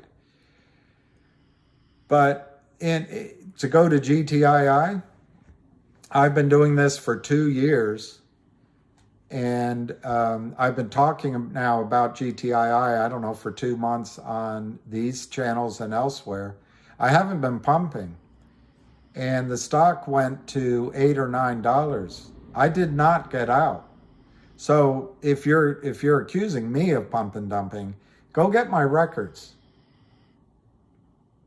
I'm not going to show them to you until I can see your records and see if you're part of the RICO scheme with Kurt Kramer. But the reason I have a pit in my stomach as well as everyone else is I'm like, darn it, I could have sold it at 5. I could be doubling up my position. That doesn't sound like a pump and dumper to me. The pumping happens, yo fat, when Kurt Kramer walks in or on the phone, talks to the CEO, Reichman, and his sidekick, Charlie Mayo, calls him Reiki. That's all the pumping. That's fake smiling and that schmoozing. And they get him to sign this toxic note, Reiki. And we're going to help you thrive. We're here to help you thrive. And we'll be here for further loans. That's the pumping. The dumping in GTII started before that note for $62,000 was issued.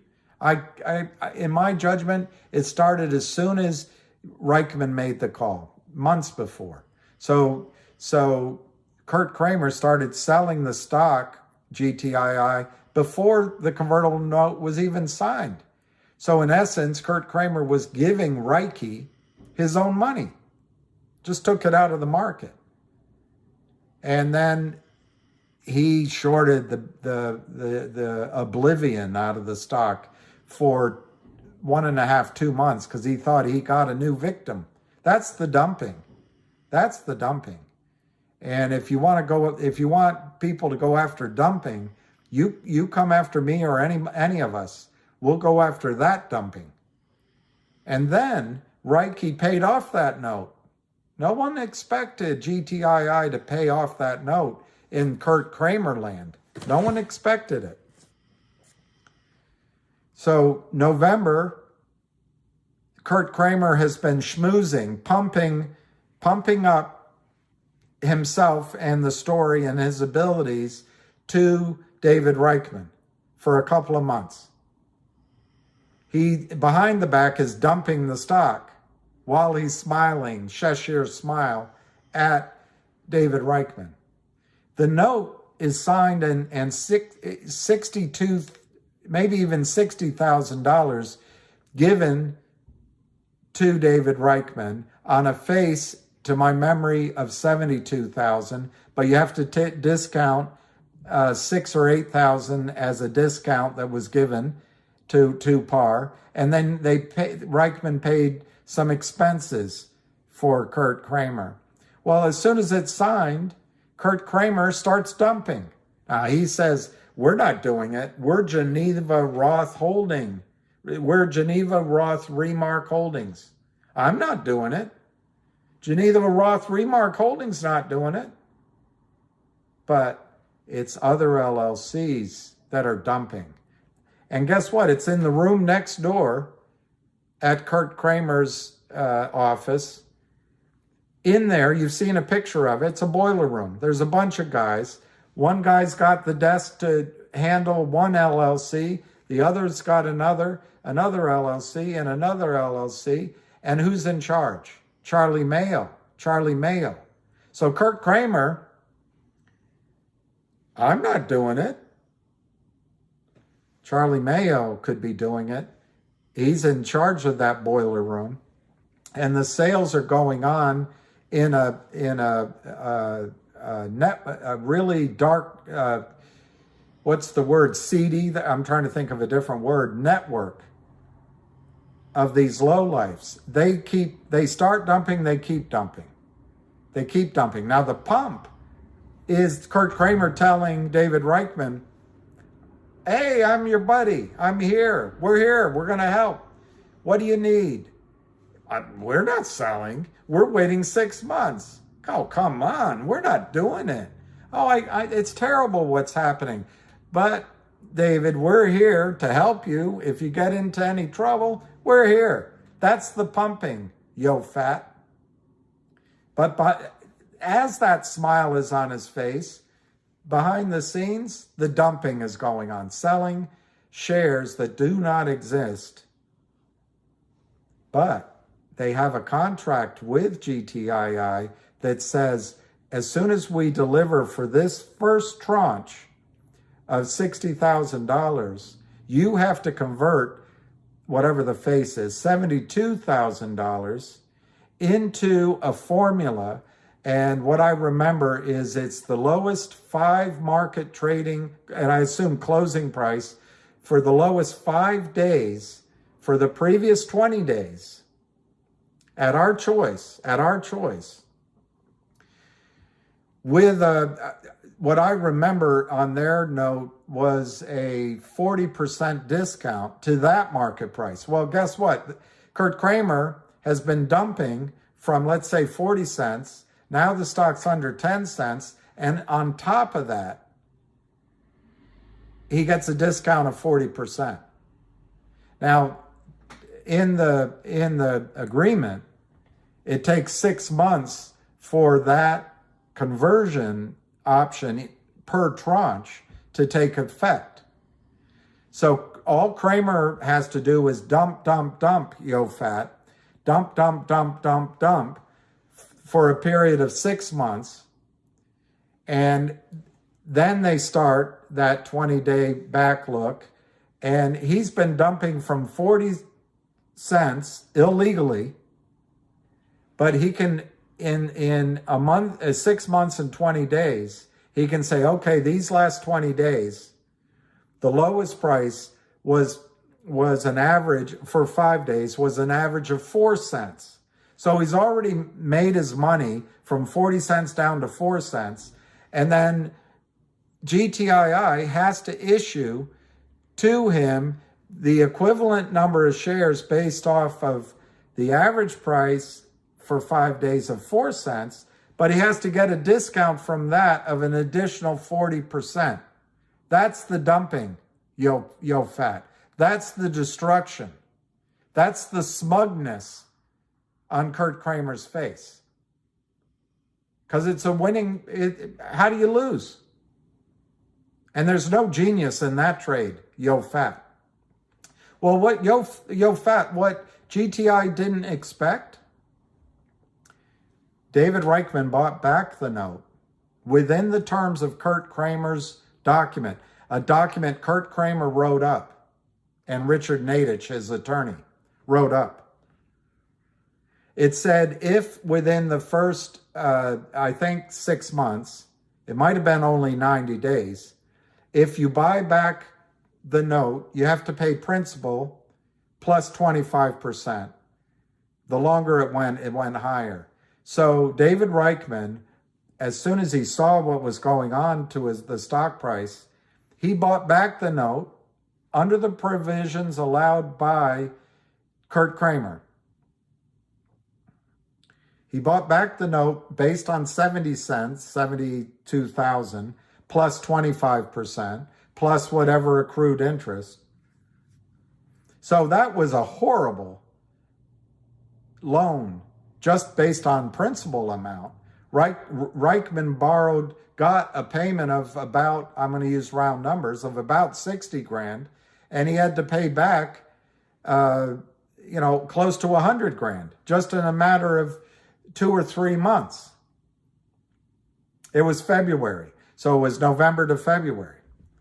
So yo fat, at that point, the transfer agent, in the contract that Kurt Kramer drew up, the transfer agent returns to GTII all of the contractually possible shares that were to be delivered, and it's the prime broker, Alpine, that were to be delivered to Kurt Kramer. All of a sudden, yo fat, Kurt Kramer's been shorting the stock, dumping, in your term, dumping the stock for months that doesn't exist.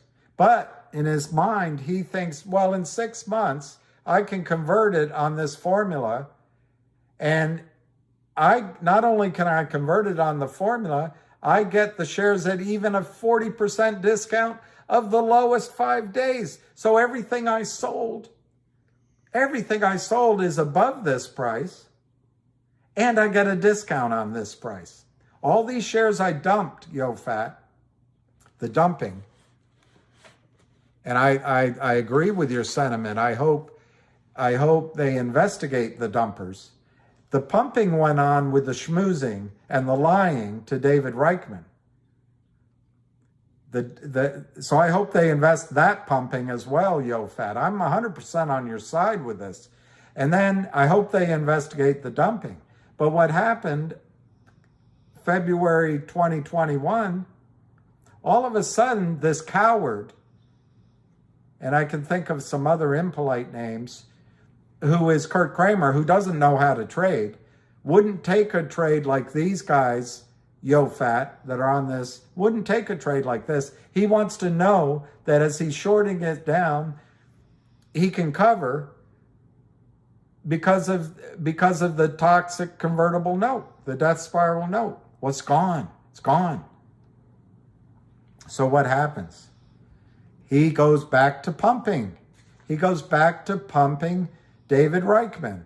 He has his henchman, Charlie Mayo, and we have it, that's all over Twitter, call in and say, you know what, we'll give you some more money, but we want to set up a new transaction. We want to cover these shares that we're already short. Of course, they don't use this language. This is all part of the pumping, the schmoozing to David Reichman, yo fat. So they're in the middle of that pumping. Charlie Mayo calls up David Reichman. It's on tape. He says, "Hey Reiki, this is Charlie, at Power Up Lending. Me and the boys have put some numbers to paper and we're ready to talk. Give me a call on, 555XXXXXX. It's so criminal that that'll be first evidence if you decide that you should come after YouTubers for pump and dumping. There's going to be countersuits alleging that your employer has been pumping and dumping and dumping and dumping and dumping and dumping and still dumping. Well, guess what? Your genius employer, YoFat, had an opportunity to just close out his position. Like a lot of these people trading today, they have a loss, they close it out and they move on to the new story. But cocky Kurt Kramer decided, nah, we're going to keep selling. We're going to drive this stock into zombie land like he's done with HPIL, DBMM, GTIILIVE, and there's the list is legion. But Kurt said we're going to keep doing it. Well, guess what? The company was brought to the attention of Ham.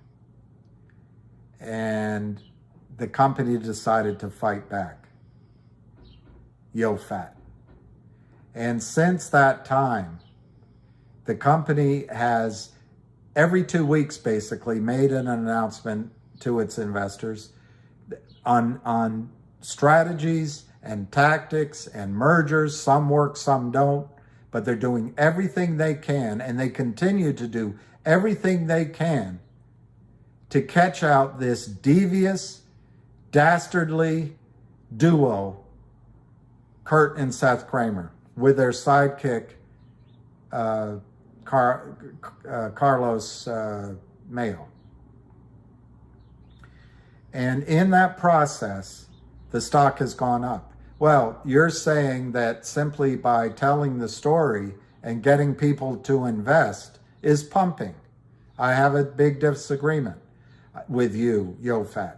I think telling the story, describing the opportunity, and pointing out that a dumb son of a bitch has shorted possibly 450 million shares in GTII, which do not exist. But certainly, from eyeball record for 2 years, has shorted over 200 million shares that do not exist. And he continues to short. And he's just on the lowest rings of Wall Street. Presenting that opportunity, we can go flay this guy, and the company's adding fundamentals, and the company could merge with a $350 million lithium mine. The company is merging with a $100 million revenue law firm. There's digital dividends and other things that are going to trap out the system, but they're going to trap out a low-life thief who has shorted GTII because in the past, he had the power to short anything to oblivion. He doesn't have the power right now, YoFat. I guess your suggestion is nobody can recommend buying. That's like Wall Street. Wall Street told all of its brokers, you can no longer recommend a stock below $5. Just told them that. Because you cowards have to have everything set up so you can win. You want no buyers. You want no buyers while the stock's going down. You want no education of buyers while stock's going down. You want no investment in the stock while you're dumping the stock. Well, that's unfair. You asked me why I got upset? That's the bottom line. It's unfair. And what Ham is doing, what I'm trying to do, I'll speak for myself, is educate. Wall Street used to educate. Charlie Mayo talked about bringing Wall Street to Main Street, bringing research and supporting the American dream. Well, the investments that companies like GTII, who have fought for a long time for success. They deserve people telling the story and recommending investment to counteract in the short run, because you're going to be gone. In the short run, to counteract your dumping, to counteract your wholesale dumping and FUD and lying and misrepresentations, because you don't have to follow the law. You don't have the SEC overseeing you. You don't have FINRA. You can just prevaricate till the plows come home. You just keep going. Well, I would argue that educating people is step number one, because they're never going to forget what they've just learned here. And number two, a company has a right to seek capital. And a company has a right to have communications with its investors that are honest in the aftermarket of any capital raise. A company has the right to have people recommend purchase of shares of their stock. That's not pumping. That's just a bumper sticker you read somewhere when you stopped your education. So, yo fat, how come I'm upset? Because it's unfair. How come I'm upset? Because it's stealing in broad daylight. How come I'm upset? It's people like you, or people you listen to anyway, that create the FUD and create the doubt and allow the chicken shit thieves that live in Long Island, Kurt and Seth Kramer and their henchman, Carly Mayo, to steal. And in this case, to steal from us. To steal from us. So yeah, yo fat, I get upset. Now, the flip side of what I'm saying, reacting to you, is GTI has a team working hard to catch out Kurt Kramer. There's 250 million shares that have to be bought back. When finally that group of hardworking individuals and investors catch out Kurt Kramer, and FINRA and the SEC have no choice but to do something, and the reporters have no choice to report on it, your boss is going to lose all of his money, and he's probably going to prison, unless he's already skedaddled. So, yo fat, that's a long answer. I'm going to leave it at that. Hey, Scott. Hey, Scott. That's his yo fat is the guy that just asked me why I get upset. And he also told me that, he hopes that investigators go after YouTubers and put them in jail for pumping and dumping stock. That's what yo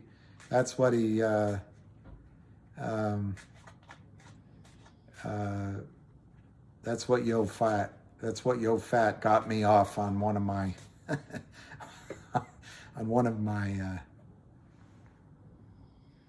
and Cat Zone.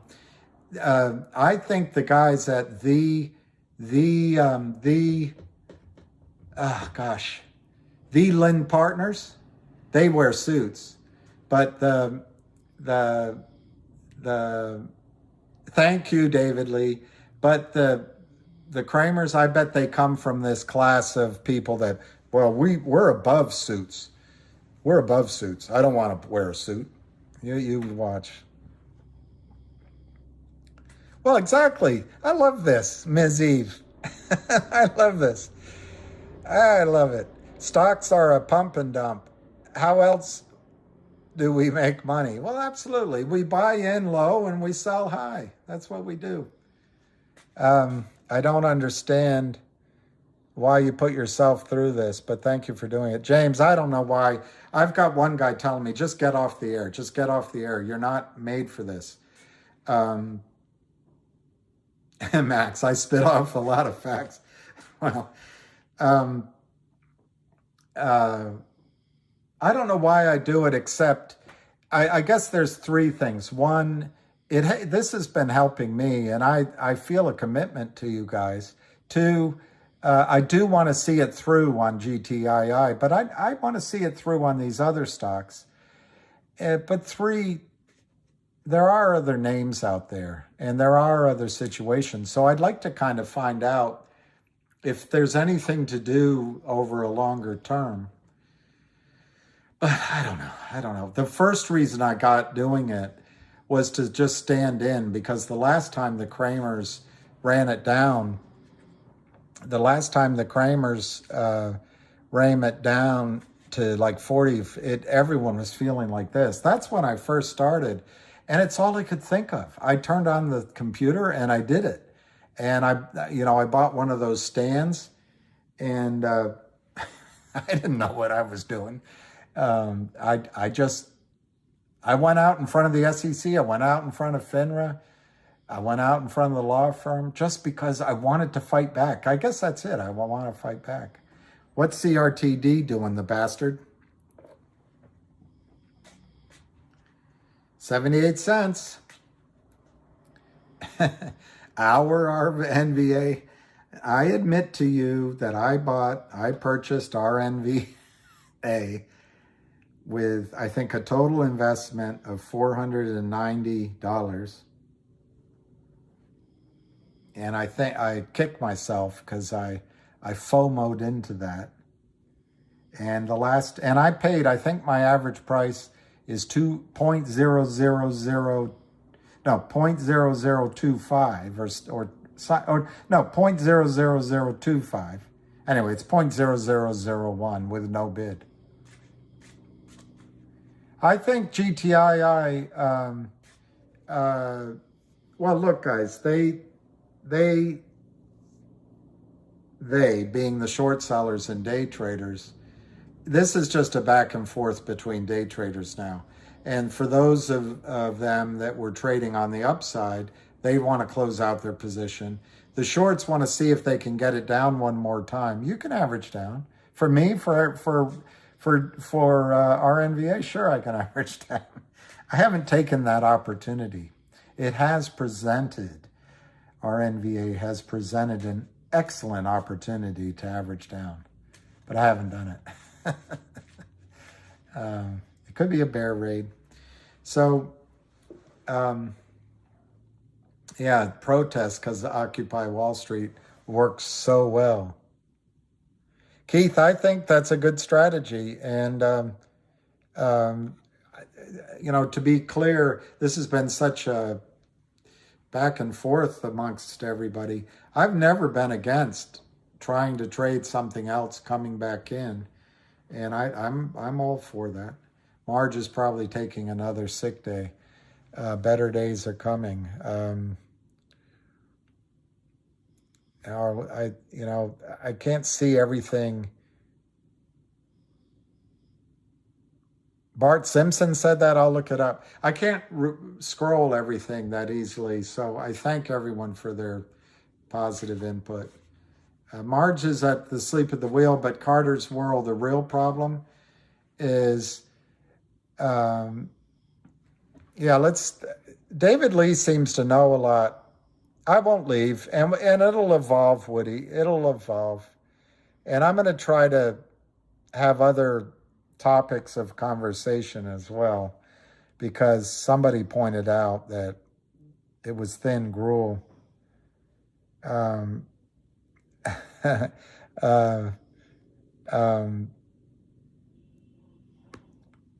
I want to read David Lee.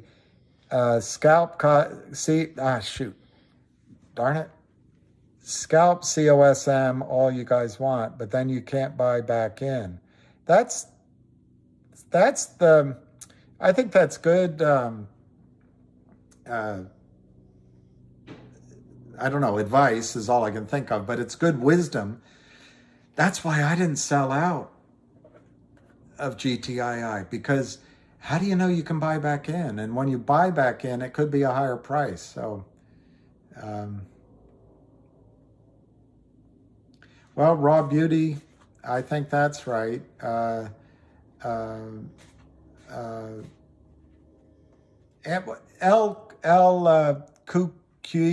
QE, the the the the damnable bit of all this is we're in 3 or 4 or 5 stocks. They all seem to move at the same time.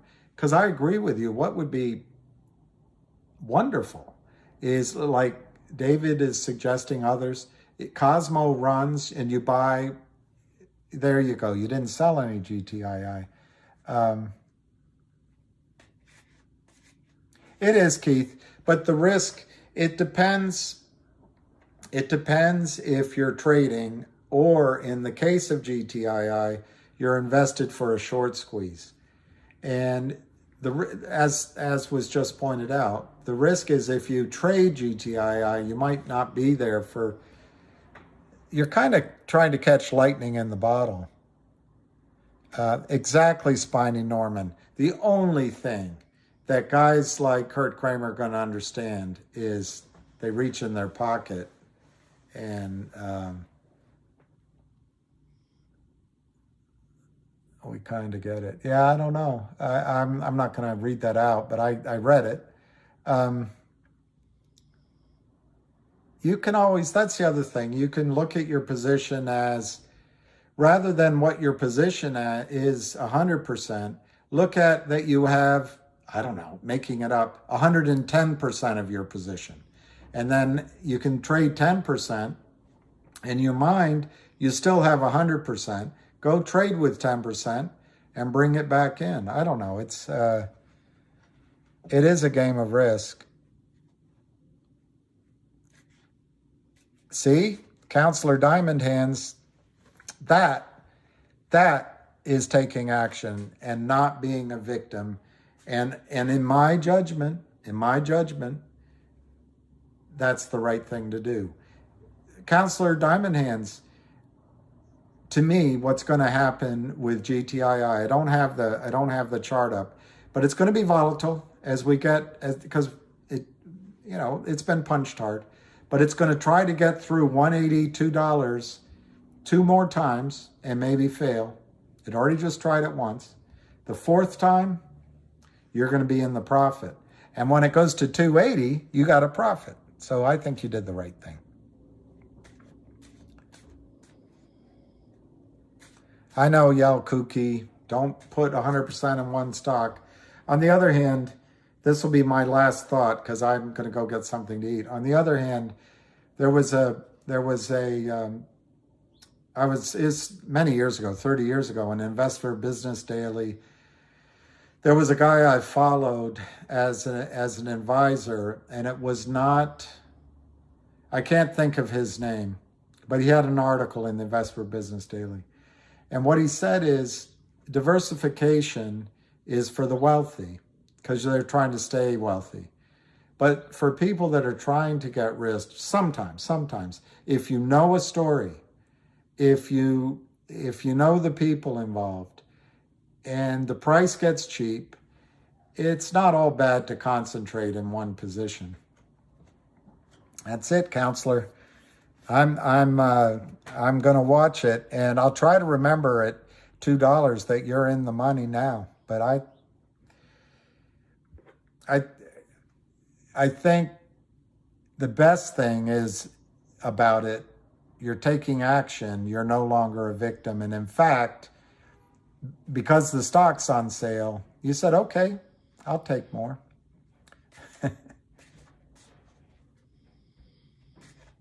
All right, so it's 12:22. I'm going to quit a little bit early since I said it was going to be 12.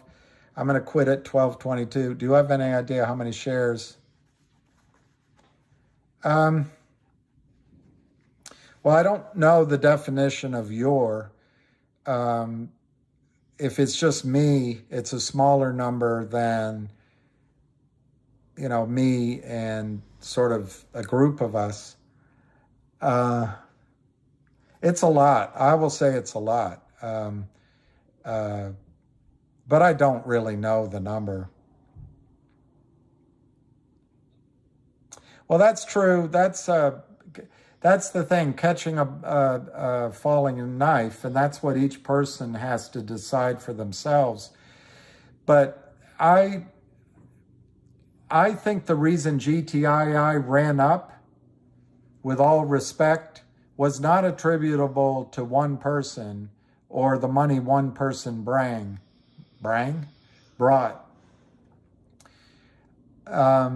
I think GTII went up, and we missed a chance to sell. There's no question, but a confluence of items came together, events came together,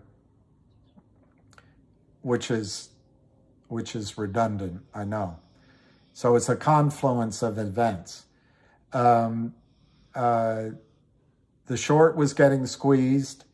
The dividend at 275 was really putting the hurt on brokerage firms. The short was underwater, at least $500 million in his and other accounts. Prime broker Alpine, I think, was and it is in trouble. Liquidity on Wall Street has been restricted. Free money has disappeared. Digital dividends were coming. They got put on hold, but they're still coming. The 1-800 law firm put the real squeeze, but then it turns out lawyers take forever to finalize something, but it got finalized. 1-800 got finalized. But it had this one little proviso in it. The deal's agreed pending a physical. It's like when Bryce Harper signed the $330 million deal with the Phillies. Scott Boras, I think it was Scott Boras, signed it. The Phillies signed it, but it was pending a physical. Well, the law firm deal with GTII is just pending a physical. The doctor's looking, the auditor's looking, and we're waiting for that. So it opened up a window for FUD, but guess what? That deal's done. So it's the 1-800 law firm. There's still the potential at any time that you get from left field, you get an announcement that indeed the Trento mine goes through. You've got this firecracker from CRTD going into New York next week. And there's only 3 stocks on his mind, his own, and the other 2 his investors, his recent investors, have invested in. One of them's GTII. You could get a spark from that. The uplisting with Upstream is pending approval. It goes into January. But even if for some technical reason that doesn't go through, that's no different than it's happened in the past. There's other platforms. It's not the only one. But that's out there in January that Upstream's going to happen. So then you have whales buying. You have whales buying. So what's the difference between the price being now $125 on GTII and when it was $7?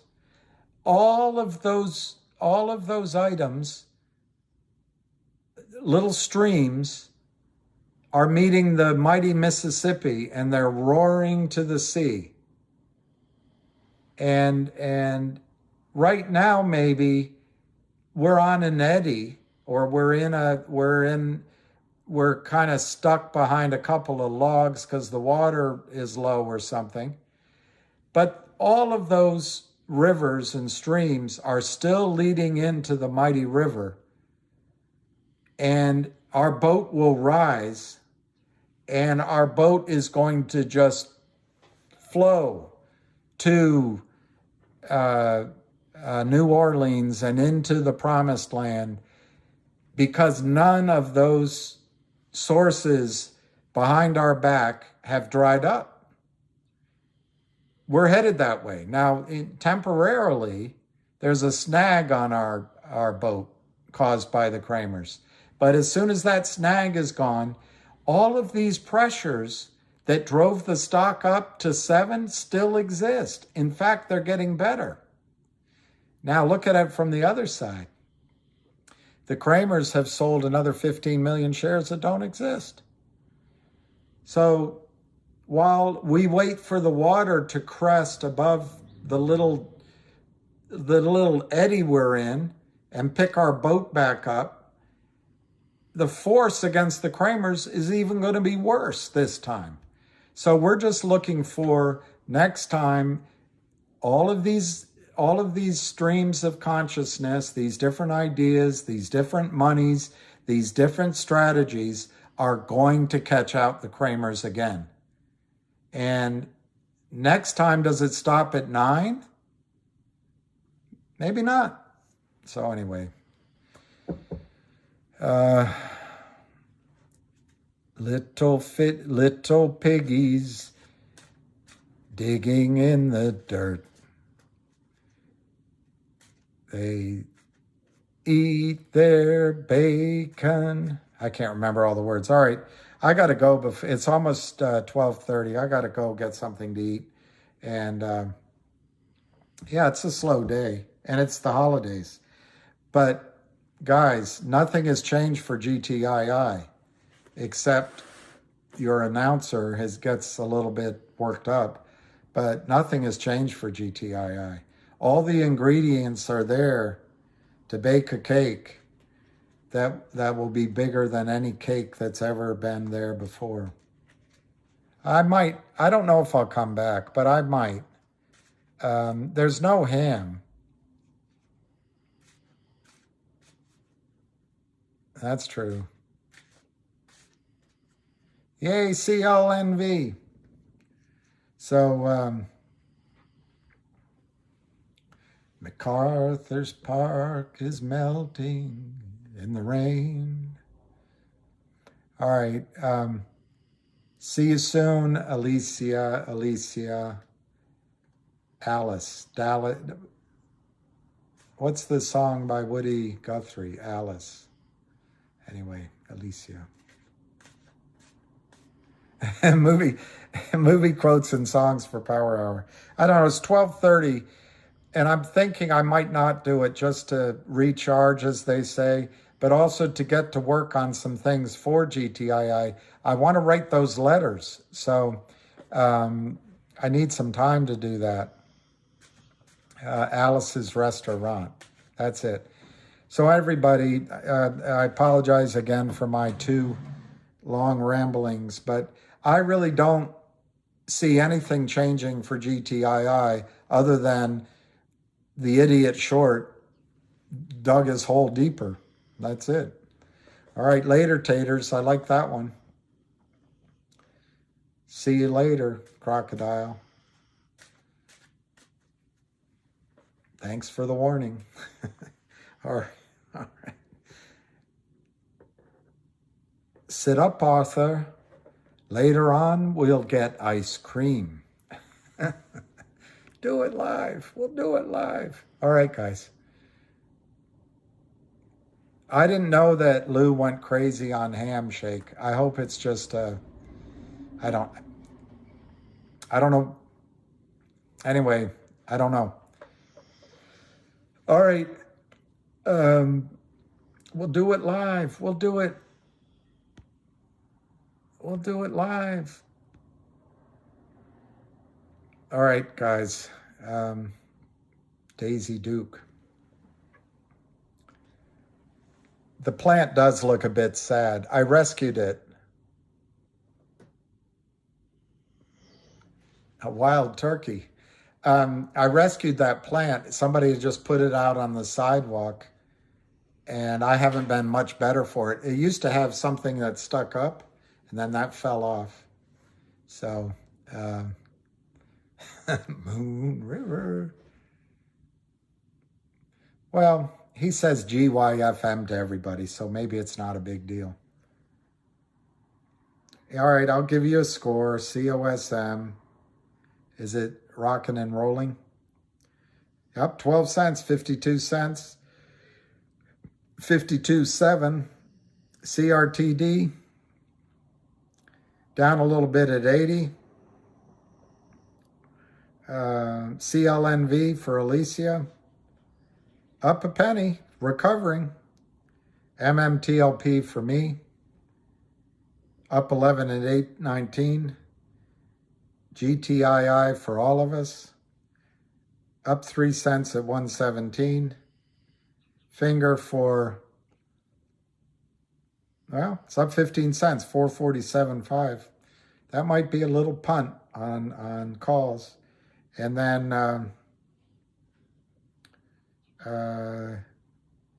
here's one I think might be the next stock, but I'm guessing. TPTW. We'll see if I'm right. And then, or CLNV.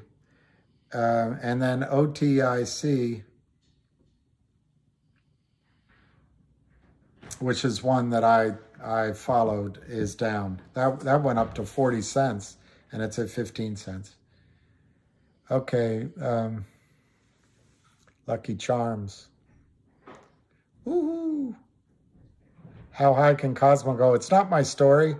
You can get anything you want at Alice's restaurant. That's when I knew I didn't want a pickle. I didn't want to die. I just wanted to ride my motorcycle.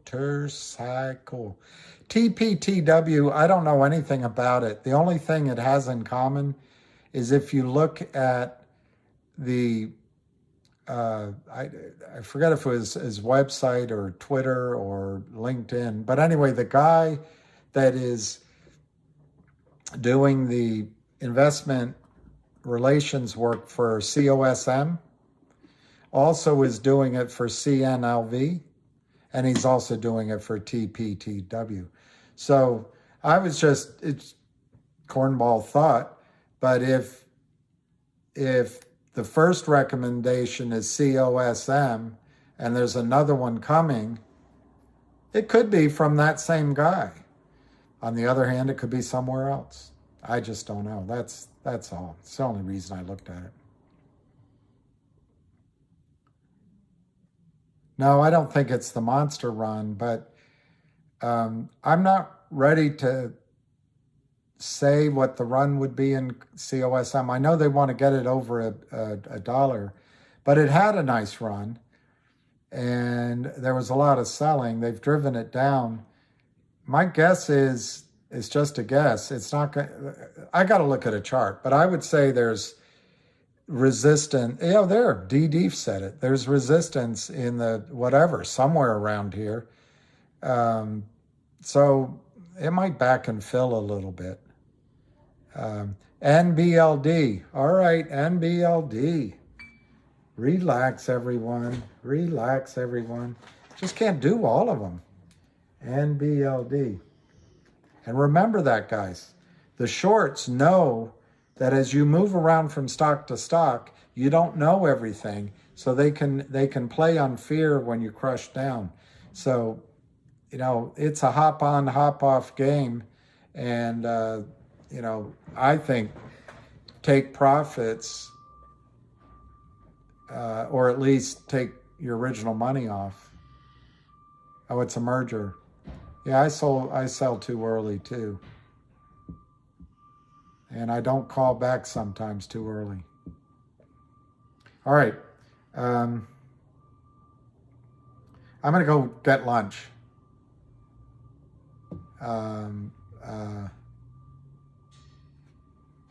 That's true, Spiny. Charts don't really matter, except they seem to work. Somebody else on this chain, and I want to say it was, I can see red, and I can see it's two names. Anyway, it's not coming to my head, but somebody on this chain said that algorithms start trading, and algorithms use those charts. They use Fibonacci, they use all those numbers. And so if the shorts or the buyers are using algorithms, it makes sense that they bounce off, you know, anyway. Yeah, I know. I'm going to go. 300% in NBLD? New fee. I love it. I love it. But Red Hook Texan. Red Hook Texan. I like that name. I miss, if it's a reference to something I said, I already missed my own reference. Yeah, I'm thinking of doing weekend videos. I'm thinking, exactly. That's exactly right, Yava. It's a tool. If it stops working, the guy, high frequency trading, but exactly, Spiny, I agree with that. The guy that's from Overstock, Pat Byrne, I know what you're thinking. In all the confusion, I lost track myself. So seeing as this is a Magnum, the world's most powerful handgun, and can blow your head clear off, the question you have to ask yourself is, do I feel lucky? Well, do you, punk? Anyway, Pat Burns said that a theory is only good as its predictive capabilities. And as long as technical analysis is working predictively, use it. But be ready to change, because when the squeeze comes, it won't. I, Mr. Harry, you're not gonna like my answer. And there's a little leprechaun looking up at him. I don't know if you saw that. That was on. I gots to know.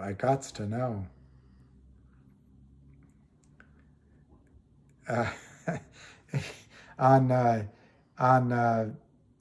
the movie with Tom Hanks, he goes up to the president and he's standing there, and JFK says, "Can I help you, son?" I gots to go. Wow, 80 cents to 324. And you're not taking a little bit off the table? Unless you know something I don't know. You got 80 cents to 324. You could take a third of your shares off the table and have a profit on those shares and let the rest go. I'm cool with Lou. But I haven't spoken to him.